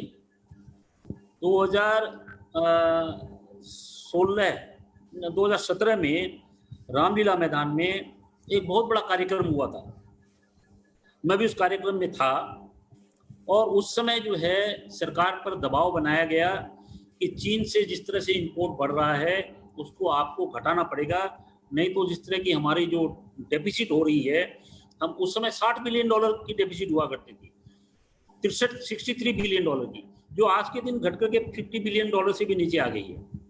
तो ये ग्रेजुअल प्रोसेस है, ये कोई आत्मनिर्भर भारत का जो अभी प्रधानमंत्री जी ने जो घोषणा की है, उसके पहले से कार्यक्रम जो है स्वदेशी जागरण मंच ने उठाया था, और पिछले 2 साल में चाइना से इंपोर्ट हमारा घटा है और कुछ एक्सपोर्ट भी हमारे बढ़े हैं चाइना में। तो ये गैप जो है धीरे धीरे घट रहा है, एक दिन में तो नहीं घट सकता। तो प्रायोरिटी क्या है कि प्रायोरिटी आप पहले 100%, मैं परसेंट में आप बात करते हैं, 100% कंज्यूमर गुड्स का इंपोर्ट बैन होना चाहिए, और उसको हमको एकदम यहाँ पर कंजम्पशन, यहाँ के लोगों में भी जानकारी होनी चाहिए, हम चाइनीज गुड्स का व्यवहार न करें। ये एक नंबर 1 बात। इंटरमीडिएट गुड्स जो है फार्मा कंपनी, ऐसा नहीं है कि इसमें कोई अलग टेक्निक है। एपीआई जो है एब्रीविएटेड फार्मा इंग्रेडिएंट्स, ये पहले हमारे भारतवर्ष में बनता था, चाइना बहुत बल्क क्वांटिटी में बनाने लग गया। वो बल्क क्वांटिटी में बनाने की वजह से वो सस्ता होने लगा। उसको जो है ग्रेजुअली हमारी फार्मा कंपनी अपने यहाँ पर बना सकती हैं, उसमें ऐसी कोई टेक्नोलॉजी नहीं है, वो कोई ऐसा बहुत हाई टेक का आइटम नहीं है। एपीआई सस्ते की वजह से हमारी फार्मा कंपनी उनको इम्पोर्ट कर रही है। उसको ग्रेजुअली, चूंकि वो एक्सपोर्ट से लिंक है, इसलिए एकाएक बंद नहीं कर सकते, ग्रेजुअली उसको हमको बंद करना चाहिए। सरकार भी काफी कदम ले रही है उसके लिए। फार्मा कंपनी के साथ में सरकार का एक डायलॉग चल रहा है, फार्मा के ऊपर में सरकार एक नई पॉलिसी अनाउंस करने जा रही है, तो उसको भी आप देखेंगे धीरे धीरे वो भी बंद हो जाएगा। यानी जो इंटरमीडिएट गुड्स हैं उसको हम फेज आउट करेंगे, जो हमारे जो कंज्यूमर गुड्स है उसको इमीडिएटली हम बंद करेंगे। जो कैपिटल गुड्स हैं, उस कैपिटल गुड्स के अंदर में फिर हम उसके ऑल्टरनेटिव्स देखेंगे कि वो चीज़ हम चाइना से नहीं मंगा करके ताइवान से, कोरिया से, जापान से, यूरोप से, कहीं और से मंगा सकते हैं क्या, या उस तरह की तकनीक हम खुद डेवलप करके हम यहाँ खुद ही बना सकते हैं क्या। हम बाहर के जो लोग हैं उनको यहीं पर एफडीआई ला करके बोलेंगे आप यहीं पर बनाइए। डिफेंस के अंदर बहुत सारी इस तरह की चीज़ें हैं। अब एक पॉलिसी होती है कि इम्पोर्ट वर्सेस एफडीआई, आप अपने देश में नहीं बना सकते तो उसको क्या आप इंपोर्ट करें या उसको यहाँ पर हम एफडीआई के मार्फत से, मल्टीनेशनल कंपनीज के मार्फत से यहाँ बनाएं। इन दोनों के भीतर में भी जो इकोनॉमिक्स अगर आप देखेंगे तो इंपोर्ट के बजाय एफडीआई इन्वाइट करके देश में बनाना ज़्यादा अच्छा है। इसलिए ये मेक इन इंडिया का स्लोगन प्रधानमंत्री जी ने दिया था। यानी यहाँ अगर बनेगा माल तो हमारे यहाँ एम्प्लॉयमेंट बढ़ेगी, हमारे यहाँ जब बनेगा तो धीरे धीरे हम जो है उस टेक्नोलॉजी का इंडिजिनाइजेशन भी करना चालू कर देंगे। ऐसा बहुत हुआ है पुराने पहले समय में। एक बार हम फॉरेन टेक्नोलॉजी मंगाते हैं, फॉरेन कैपिटल भी मंगाते हैं, ग्रेजुअली हम उसको चाहते हैं कि वो हमारी खुद की कंपनी बन जाए। तो विदेशी पूंजी का जो 100% रहता है उसको हम धीरे धीरे उसको बोलते हैं कि तो अपनी होल्डिंग को डाइल्यूट करो, या फिर जो उसको हम स्वदेशी कंपनी इस तरह की बनाने लगते हैं, उसके साथ कंपटीशन होता है, ग्रेजुअली हम बनाने लगते हैं।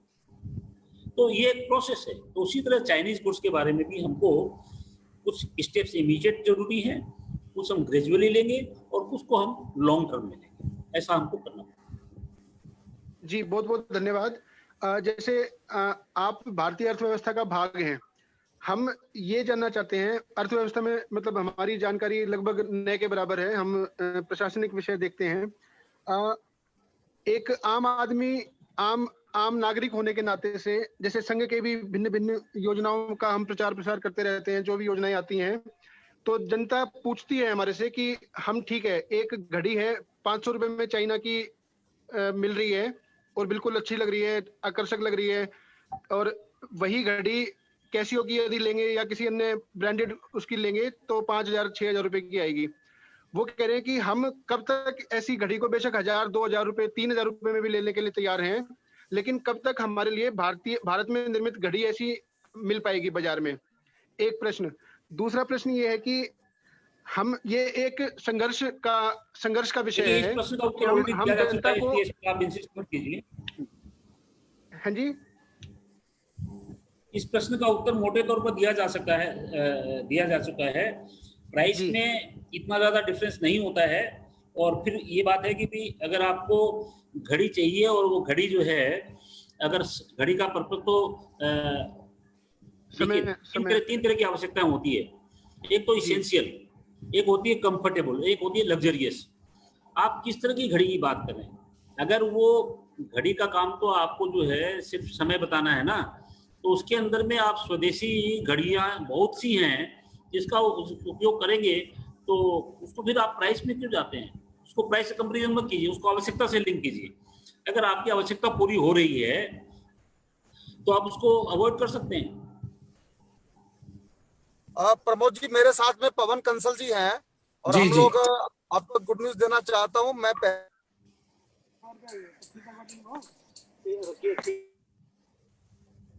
थोड़ी वॉइस ब्रेक हो गई भाई साहब आपकी।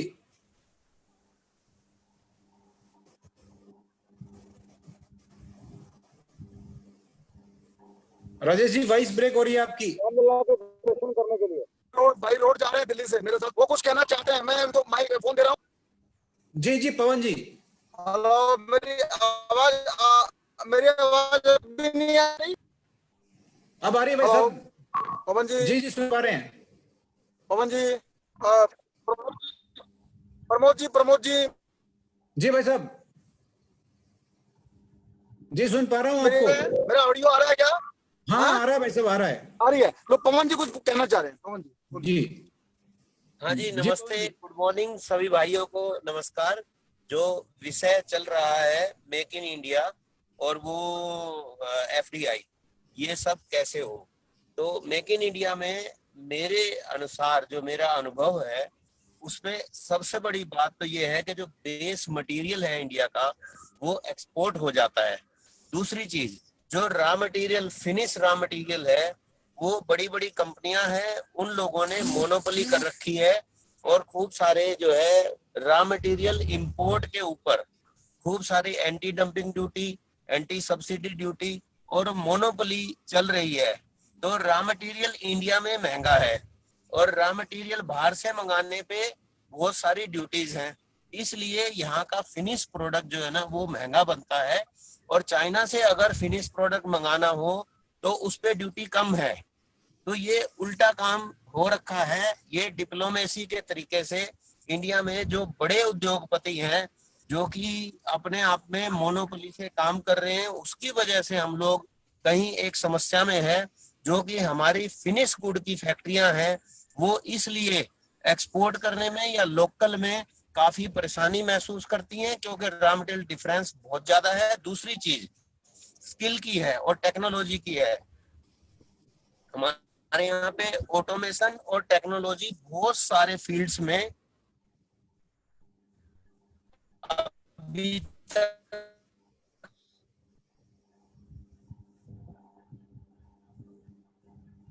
पवन जी वॉइस ब्रेक हो गई आपकी। नहीं बन पाया है, तो काम कर सके जिससे लोकल इंडस्ट्री जो है वो चल सके। थैंक यू जी, धन्यवाद। धन्यवाद पवन जी आपका फीडबैक के लिए। आपने जो प्रश्न उठाया है, टिप्पणी धनपत जी से ले लो इस विषय में, एक टिप्पणी धनपत जी से ले लो भाई। जी जी जी जी मैं बोलूँ भाई ना? साहब कुछ कहिए, भाई साहब कुछ कहिए इस बारे में। हाँ, आपने 3 प्रश्न उठाए हैं।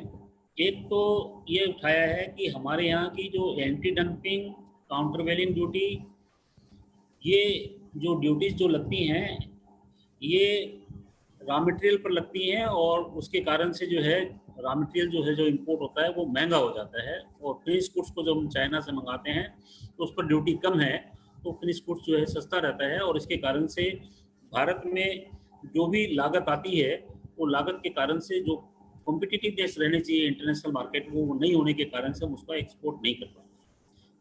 पहला सवाल ये। दूसरा सवाल आपने कहा कि भाई जो है टेक्नोलॉजी के बारे में कि हमारे यहाँ टेक्नोलॉजी अपडेटेड नहीं है और हमारे यहाँ जो उसके हिसाब से हम लेटेस्ट टेक्नोलॉजी को व्यवहार नहीं कर पाने के कारण से हमारे मैन्युफैक्चरिंग की जो क्वालिटी होनी चाहिए या प्राइस में जो कॉम्पिटिटिवनेस आनी चाहिए वो नहीं आ पा रही है। मुख्य रूप से मैं 2 ही सवाल में 3 सवालों को समाप्त करना चाहता हूँ। देखिए, ये बात तो पक्की है कि अभी वर्ल्ड ट्रेड ऑर्गेनाइजेशन जो विश्व व्यापार संगठन सारे इंटरनेशनल ट्रेड के रूल्स निर्धारित करता है और उसमें WTO 1 जनवरी 1995 को ये सारे प्रावधान हमारे देश पर लागू हुए।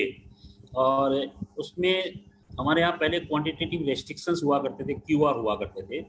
और क्वांटिटेटिव रेस्ट्रिक्शंस में हम ये डिसाइड करते थे कि जो है हम इंपोर्ट का लाइसेंस किसको दें, कितनी क्वांटिटी में इंपोर्ट करें। अभी ये WTO आने के बाद में ये सारे रेस्ट्रिक्शंस जो हैं ये ख़त्म हो गए। मल्टीलेटरल एग्रीमेंट के बाद जो general agreement on tariff and trade है, उसके अंदर इंडस्ट्रियल गुड्स के अंदर में हमको WTO के अंदर में जो बाउंड रेट देनी पड़ेगी, इससे ज़्यादा हम इंपोर्ट ड्यूटी नहीं लगा सकते। तो उस ड्यूटी स्ट्रक्चर के अंदर में जो हमारी जो बाइंडिंग्स हैं WTO के अंदर, तो उसके बियॉन्ड भी अगर हमको लगता है कि कोई देश में वो ड्यूटी लगाने से हमारे डोमेस्टिक इंडस्ट्री को खतरा है, तो उसके लिए उस इंडस्ट्री एसोसिएशन वाले जो हैं उसको ये कह रहे हैं कि ये चीज़ें जो है बाहर के देश में जो चीज़ें बन रही है उससे भी सस्ते दाम में हमको वहाँ से वो एक्सपोर्ट कर रहा है, तो उसमें वो डंपिंग कर रहा है, तो उसके लिए एंटी डंपिंग का प्रावधान। अगर ऐसा कोई प्रूव करे कि नहीं वहाँ का जो लागत मूल्य है वो लागत मूल्य ज़्यादा है कि सरकार उसको वहाँ पर सब्सिडी देती है, उसके कारण से कि वो चीज़ वहाँ सस्ती हो जाती है, फिर वो यहाँ पर भेज देते हैं, तो उस पर हम काउंटर वेलिंग ड्यूटी लगाते हैं। तो उस पर हम काउंटर वेलिंग ड्यूटी लगाते हैं जहाँ सब्सिडी ज़्यादा होती है, उसको वो अगर सस्ते बना करके यहाँ पर डंप कर रहे हैं तो उस पर हम एंटी डंपिंग ड्यूटी लगाते हैं। उसके अलावा भी WTO के अंदर में एक और प्रावधान है, उसको हम सेफगार्ड ड्यूटी बोलते हैं, कि अगर ये दोनों लगाने के बावजूद भी अगर हमको ऐसा लगे, तो सरकार ने बीच में सेफगार्ड ड्यूटी भी लगाई थी कि वो ड्यूटी जो है वैल्यू के ऊपर में नहीं होकर क्वांटिटी पे हो जाती थी कि इतना आप माल भेजते हो तो इस पर मिनिमम ड्यूटी इतनी लगेगी, ये भी सरकार ने किया। अब आपका कहना ये है कि इस तीनों तरह की जो एडिशनल ड्यूटीज हैं नॉर्मल टैरिफ के अलावा, एंटी डंपिंग ड्यूटी, काउंटर वेलिंग ड्यूटी और सेफगार्ड ड्यूटी, इन तीनों के लगाने के बाद भी ये ड्यूटी स्ट्रक्चर ऐसा बना हुआ है कि रॉ मटेरियल पर ज़्यादा है और फिनिश गुड्स पर कम है। अब देखिए मेरा एक बार निर्मला जी सीतारमण से इस विषय में, जब वो कॉमर्स मिनिस्ट्री थे तब हम लोगों का स्वदेशी जागरण मंच की तरफ से उनके साथ में रिप्रेजेंटेशन हुआ, तो उनका ये कहना था कि देखिए हमारे हिंदुस्तान में सब तरह के प्रोड्यूसर्स हैं, एक पर्टिकुलर ग्रुप ऑफ प्रोड्यूसर उसको ये लगता है कि अगर हम रॉ मटेरियल पर अगर ड्यूटी ज़्यादा नहीं लगाते हैं तो जो मैन्युफैक्चरर है, जो बड़े मैन्युफैक्चरर हैं, वो चाहते हैं कि रॉ मटेरियल के ऊपर में ड्यूटी ज़्यादा नहीं होनी चाहिए, और जो सेमी फिनिश गुड्स लेने वाले कुछ इस तरह के MSME के सेक्टर्स के लोग हैं, वो कहते हैं कि भी जो है फिनिश गुड्स पर ड्यूटी कम रहनी चाहिए, ताकि जो है उसको हम डायरेक्टली यहाँ के मैन्युफैक्चरर से नहीं लेकर के हम इनसे ले लें। तो उसमें उन्होंने बताया कि बड़ी डिफिकल्ट सिचुएशन है कि यहाँ का MSME सेक्टर कभी चाहता है कि वो सेमी फिनिश गुड जो है चाइना से मंगाते हैं, उस पर ड्यूटी कम होनी चाहिए, तो इंटरनल कुछ कॉन्ट्राडिक्शंस हो जाते हैं। अब इसमें कुछ सेक्टर्स को बेनिफिट होता है, कुछ सेक्टर्स को नुकसान होता है। ओवरऑल नेशन एज सच हमको एग्रीगेट में देखना पड़ता है कि एग्रीगेट में हमको इससे नुकसान हो रहा है कि नहीं हो रहा है। तो ड्यूटी स्ट्रक्चर बड़ा ही एक कॉम्प्लेक्स विषय है, सरकार इस बारे में क्वाइट अलर्ट है, और इसके अनुकूल पहले जैसे हो जाया करता था कि ट्रांसपेरेंसी नहीं होती थी, आप किसी ब्यूरोक्रेट को पकड़ लिए और ड्यूटी स्ट्रक्चर को चेंज करके नोटिफिकेशन करवा लिए। आज के मेरे ख्याल से मैं इस बात पर बहुत कॉन्फिडेंट हूँ कि NDA की BJP लेड जो गवर्नमेंट चल रही है, इसके अंदर में उस तरह का कोई संभव नहीं है। फिर भी यदाकदा कोई इस तरह का अगर आपको स्पेसिफिक केस मालूम हो, आप हमको भेज सकते हैं, हम उसको जो है सरकार के साथ में बात करेंगे कि यहाँ ड्यूटी स्ट्रक्चर में ये इरेशनैलिटी है, ये गलती है, तो नीति में परिवर्तन होना चाहिए। क्योंकि ये इसका कोई एकेडमिक आंसर नहीं है मेरे पास, इसका तो आंसर यही है कि अगर कोई इस तरह का स्पेसिफिक केस अगर आपको मिलता हो तो उसका उदाहरण देकर भेजें। तो स्टील के सेक्टर में पहले ऐसे हुआ था, तो स्टील अथॉरिटी को भी नुकसान होता था, स्टील अथॉरिटी भी काफ़ी नुकसान में आ गई थी, तो सरकार ने स्टेप्स लिए। उसके बाद स्टील अथॉरिटी को जो हज़ार करोड़ रुपया का नुकसान हर क्वार्टर में कर रही थी, तो उसकी फिर प्रॉफिटेबिलिटी इंप्रूव करी। तो वो कभी कभी इस तरह का सिचुएशन हो जाती है, एक सेक्टर नुकसान खाता है, दूसरा सेक्टर बेनिफिटेड होता है। तो स्टील के अंदर में यहाँ की कंपनियाँ काफ़ी नुकसान में आई थी पहले, तो उसके लिए सरकार ने कई पॉलिसी में इम्प्रूवमेंट करके ड्यूटी स्ट्रक्चर को चेंज किया। फिर भी अगर कोई दूसरे सेक्टर में ऐसा है, बाय एंड लार्ज सरकार का एक डिसीजन है कि चाइना के इंपोर्ट को सरकार किसी भी तरह खत्म करना चाहती है, इसके बारे में कोई संदेह नहीं है। और देश के अंदर में भी एक मानसिकता बनी हुई है। आपको मालूम होगा कि JSW स्टील वालों ने तो ये कह दिया था कि जो हम तो उनसे कितने मिलियन टन का जो इंपोर्ट करते हैं वो बिल्कुल इंपोर्ट हम बंद कर देंगे, क्योंकि चाइना में जो स्टील है वो इंडिया के स्टील से 10 टाइम्स ज़्यादा प्रोड्यूस होता है। हमारे वहाँ 800 मिलियन टन की प्रोडक्शन कैपेसिटी, हमारे यहाँ स्टील की प्रोडक्शन की कैपेसिटी 80 मिलियन टन। उनके यहाँ इतने बड़े बड़े कारखाने हैं कि उनके यहाँ लागत मूल्य हमेशा कम है। इसलिए ये एक विषय को हमको देखना। दूसरा विषय है टेक्नोलॉजी का। टेक्नोलॉजी के बारे में मैं तो बराबर ये कहता हूँ कि आज जो है हिंदुस्तान की जो टोटल जो इनकम है जीडीपी वो 3 ट्रिलियन। यूएस के अंदर में $6 ट्रिलियन की जो इनकम है, double of India total income. 130 crore लोग जो कमाते हैं एग्रीकल्चर से, मैन्युफैक्चरिंग सर्विसेज से, वो सिर्फ आईपीआर से, पेटेंट और की रॉयल्टी और कॉपीराइट के रेवेन्यू से 6 ट्रिलियन से ज्यादा इनकम तो जो है अमेरिका सिर्फ उसी से कमाता है। आज जो ये विषय है, जब तक हम इंटेलेक्चुअल प्रॉपर्टी को स्ट्रॉन्ग नहीं करेंगे, हमारे यहाँ रिसर्च को, टेक्नोलॉजी को इम्प्रूव नहीं करेंगे, तब तक जो है हमारे यहाँ लो वैल्यू आइटम ही बनेंगे। आज के डिजिटल वर्ल्ड के अंदर में टेक्नोलॉजिकल डिसरप्शन, टेक्नोलॉजिकल इनोवेशन जो हो रहा है, तो आज हम जो देख रहे हैं दुनिया में सबसे आगे कौन सी कंपनियां बढ़ रही हैं, ये डिजिटल बेस्ड कंपनियां, गूगल है, एप्पल जो आईफोन है उसका मार्केट कैपिटलाइजेशन $2 ट्रिलियन को पार कर गया है। वर्ल्ड की फर्स्ट कंपनी। हमारी इकोनॉमी कितनी है? 3 ट्रिलियन की। एक अकेली कंपनी आईफोन, ये टेक्नोलॉजी के बगैर नहीं होगा, इसको तो स्वीकार करना ही पड़ेगा। इसलिए मैं अपने चार्टर्ड अकाउंटेंट होने के बावजूद आईपीआर विषय पर पिछले 20 साल से रिसर्च कर रहा हूँ।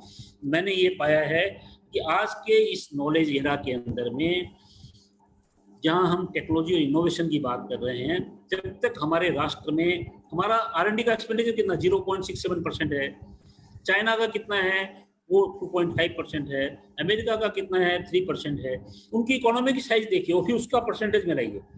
यूएस की इकोनॉमी है $21 ट्रिलियन, वर्ल्ड की इकोनॉमी है $90 ट्रिलियन, चाइना की इकोनॉमी है $14.5 ट्रिलियन, जापान की इकोनॉमी है $5.5 ट्रिलियन, जर्मनी की इकोनॉमी है $4.5 trillion. We are the 5th largest, 3 trillion. ठीक है, हमसे 7 गुना ज्यादा अमेरिका है, 5 गुना ज्यादा चाइना है। तो उनकी इकोनॉमी में चाइना का जो पेटेंट फाइल होता 13.5 लाख पेटेंट फाइल करते हैं। अमेरिका, जापान, जर्मनी, इनके पेटेंट जो है 3 लाख 4 लाख पेटेंट। हमारे पेटेंट कितने फाइल होते हैं? 50,000 पेटेंट फाइल होते हैं। 50,000 के अंदर में भी 80% जो है मल्टीनेशनल कंपनीज के फाइल होते हैं। हमारे डोमेस्टिक बचे कितने? 50,000 में 10,000 अपने खुद के इंडियन फाइल होते हैं, बाकी 40,000 बाहर के होते हैं। उस 10,000 के अंदर में भी CSIR और गवर्नमेंट के जो ऑर्गेनाइजेशन उनकी 80%, यानी हमारे पेटेंट फाइल कितने होते हैं? सिर्फ 2,000। हमारे यहाँ वो कॉन्सेप्ट ही नहीं है। मैं कई इंडस्ट्री से बात करता हूँ, अरे साथ खुद लगाएंगे, R&D इतने साल लगेंगे फिर कुछ होगा, और उसके बाद जो है हम क्यों नहीं अपने। तो इसीलिए रिलायंस ने भी उसी को फॉलो किया। रिलायंस के अपना जो R&D का एक भी सिंगल पेटेंट टेलीकॉम इंडस्ट्री में नहीं है। रिलायंस जियो जो चल रहा है पूरा का पूरा वो फॉरेन टेक्नोलॉजी पर चल रहा है। हम जब दूसरे के ऐप को बंद करने की बात कर रहे हैं, आज अमेरिका और कोई अगर देश अगर सोच ले कि जियो को हम टेक्नोलॉजी नहीं देंगे, टेक्नोलॉजी ट्रांसफर नहीं करेंगे, क्या होगा? तो इसलिए ये जो फॉरेन कैपिटल और फॉरेन टेक्नोलॉजी, ये जो विषय हैं जो मैंने पहले रखे थे, फंडामेंटल विषय हैं। हमको अपने देश के अंदर में स्वदेशी तकनीक को, स्वदेशी रिसर्च को हमको बढ़ाना पड़ेगा। जब तक हम नहीं बढ़ाएंगे, आज 1980 से लेकर के 2020 तक पिछले 40 साल में हमारे रुपए का जो अवमूल्यन हुआ, जो 8 रुपया था वो 80 रुपया हो गया, वो चाइनीज युआन जो 8 था वो 6 हो गया। इसके पीछे जो है हम महंगाई को जो आयात कर रहे हैं, we are importing inflation because we are paying 80 rupees for oil, China is paying 6 rupees for litre of oil.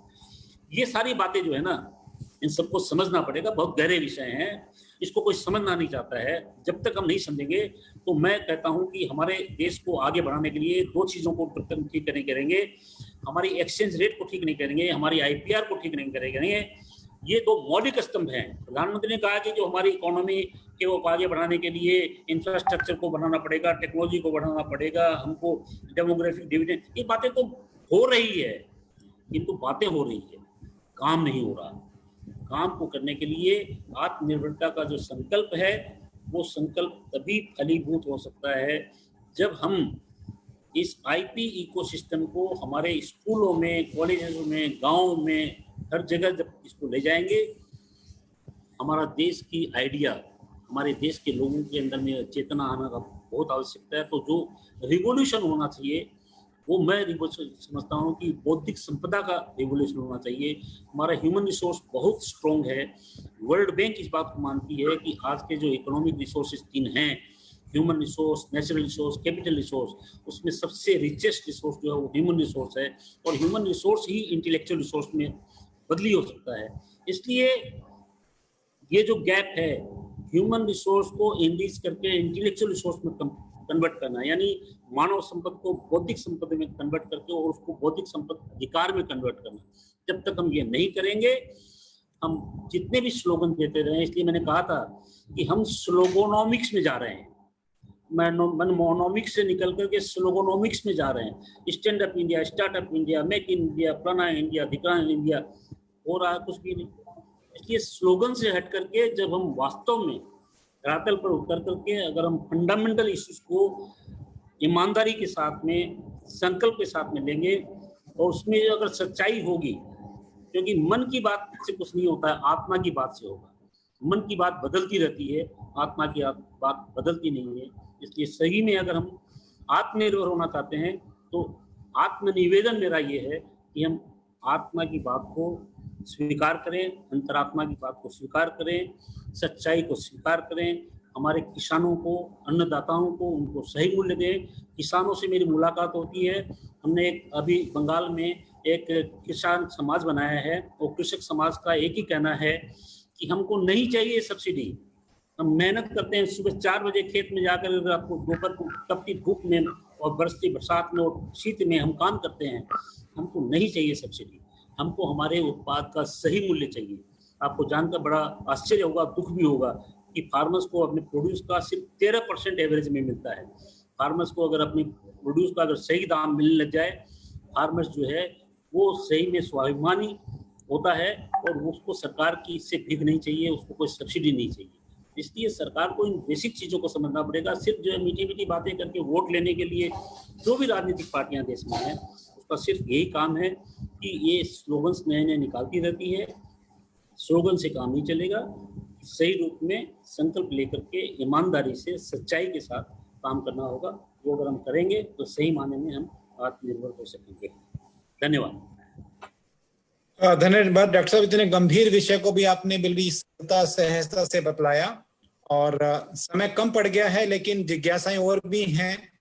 तो डॉक्टर साहब, आपको अगर आपसे कोई जुड़ना चाहे तो किसी ईमेल या ट्विटर किस माध्यम से जुड़ सकते हैं? ईमेल एक बार बताइए, मैं चैट बॉक्स में टाइप कर देता हूं आपका। बताएंगे सर?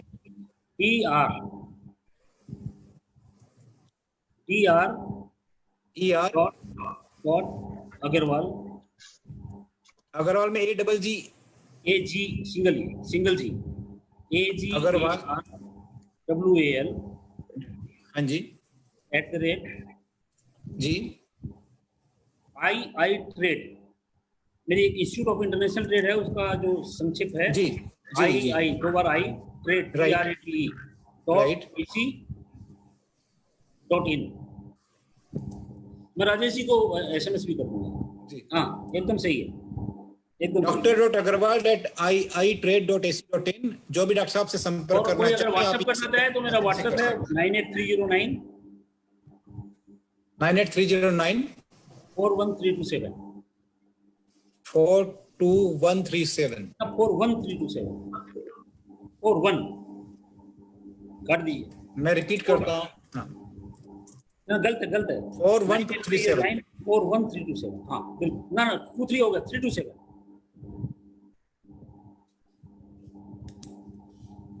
मैं रिपीट करता हूं सर, 98309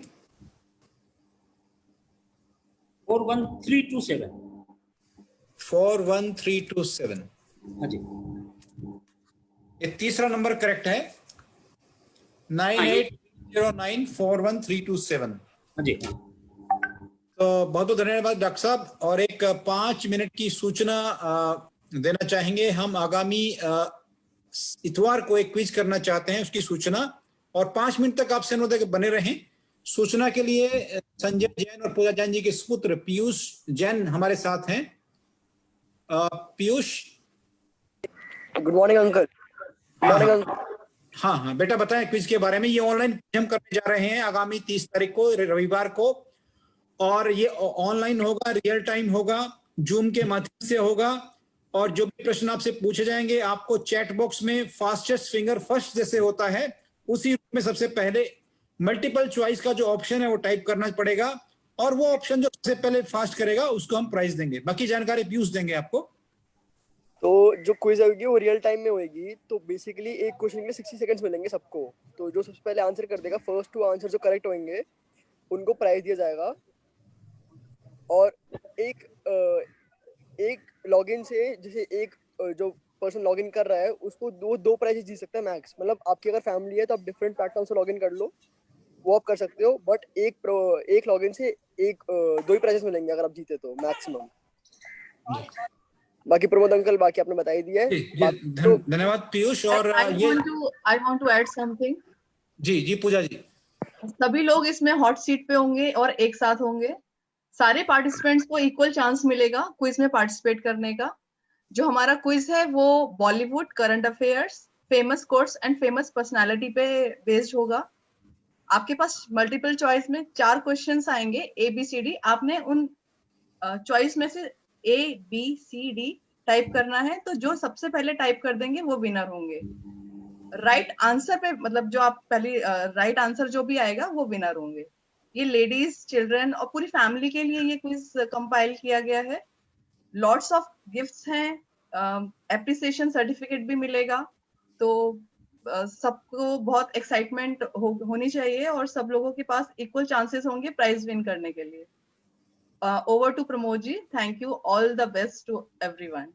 जैसा कि पूजा भाभी जी ने बताया कि ये रियल टाइम में होगा, मल्टीपल चॉइस होगा। आप प्रश्न पढ़ के ऑप्शन चूज करना है और फटाफट टाइप करना है, ताकि जो टॉप पहले और दूसरे नंबर पे जो टाइप करेगा उसको हम प्राइजेस देंगे। बड़े आकर्षक इनाम है और विस्तृत जानकारी बहुत जल्द व्हाट्सएप प्लेटफॉर्म पे साझा भी करेंगे। समय और सूचना पूरी जानकारी आपको दी जाएगी।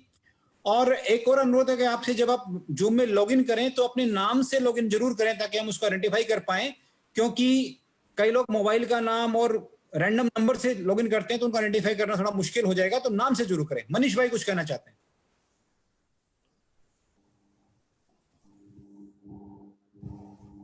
नमस्कार। जी मनीष जी। पहले तो डॉक्टर भाई साहब का बहुत बहुत शुक्रिया। हर वक्त मार्गदर्शन मिलता है, मोटिवेट हो जाते हैं और अपने हिंदुस्तान की तरफ आत्मनिर्भर अपने आप को बनाएंगे तो अपने आप बन जाएंगे, ऐसा सोच है मेरी। दूसरा इसमें है ना कि लैपटॉप पे जो बैठेगा वही क्विज का फर्स्ट आंसर दे पाएगा। अगर मोबाइल से लॉगिन करेंगे तो जब तक वो चैट बॉक्स में आएगा दूसरा लिख चुका हो, ये बात विशेष ध्यान रखें। ठीक है मनीष भाई, ठीक है। तो आज के इस सत्र के लिए मैं हंसराज रलहन जी से अनुरोध करता हूं कि एक वोट ऑफ थैंक्स दें। हंसराज रलहन जी।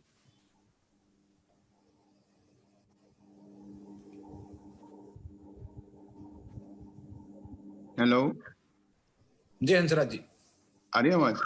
जी जी। धन्यवाद डॉक्टर साहब।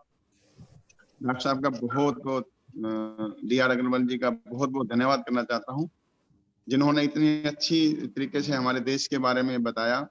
हम पूरा जीवन लगे रहते हैं कि अपना परिवार को आत्मनिर्भर बनाने में तो नहीं बना पाते, उसमें ही लगे रहते, पूरा जीवन बीत जाता है।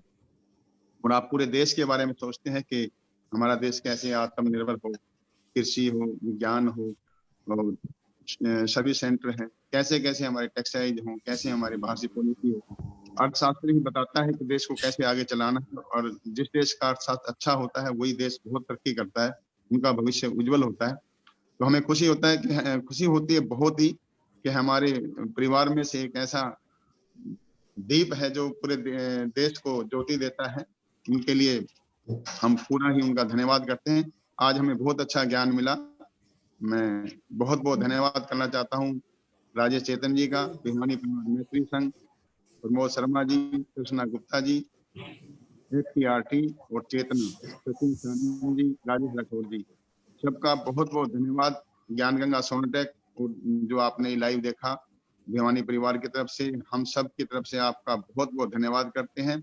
मैं डॉक्टर DR अग्रवाल जी और राजकुमार जी तो मुझे बहुत अच्छी ये आशीर्वाद बहुत अच्छे हमें बताते भी रहते हैं, और आप दोनों भाई तो हमारे लिए बहुत ज्ञान की बात है। उनका हमेशा ही हमारे पर प्यार बना रहे, और मैं पुनः ही सबकी तरफ से आपका बहुत बहुत धन्यवाद करता हूँ। मेरे पास शब्द नहीं है, मैं बहुत छोटा हूँ कि आपका कैसे धन्यवाद कर सकूं। तो ऐसे ही हमें गर्व भी होता है आप पर, और आप पर बहुत बहुत धन्यवाद।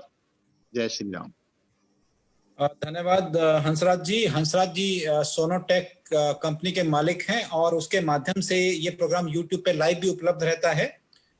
और राजेश चेतन जी कुछ कहना चाहेंगे भाई साहब? राजेश जी।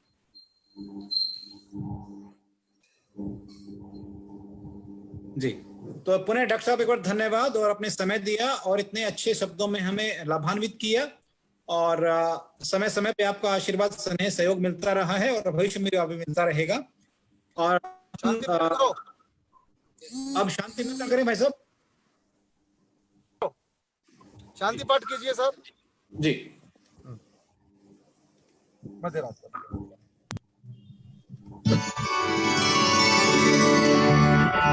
ॐ द्यौः शान्तिरन्तरिक्षगुं शान्ति पृथिवी शान्तिरापः शान्तिरोषधयः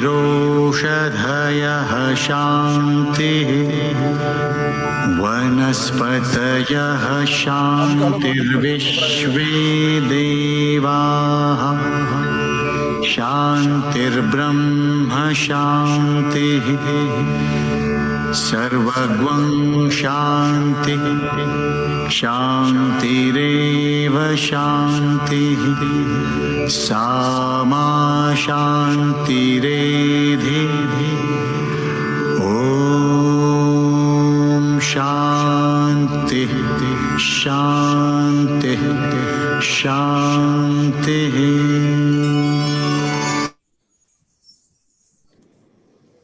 अब आप सब लोग अनम्यूट हो गए हैं, एक दूसरे को अभिवादन करें, नमस्कार कर सकते हैं, और पुनः अगले संडे को फिर मिलेंगे। डॉक्टर साहब को निवेदन की जरूरत दिल्ली आए तो फिर हमारा एक सेमिनार करें। धन्यवाद। नमस्कार सबको, नमस्कार। नमस्कार। आपका बहुत बहुत अभिनंदन, धन्यवाद। एफर्ट्स कर रहे हैं, इतनी बढ़िया व्यवस्था करते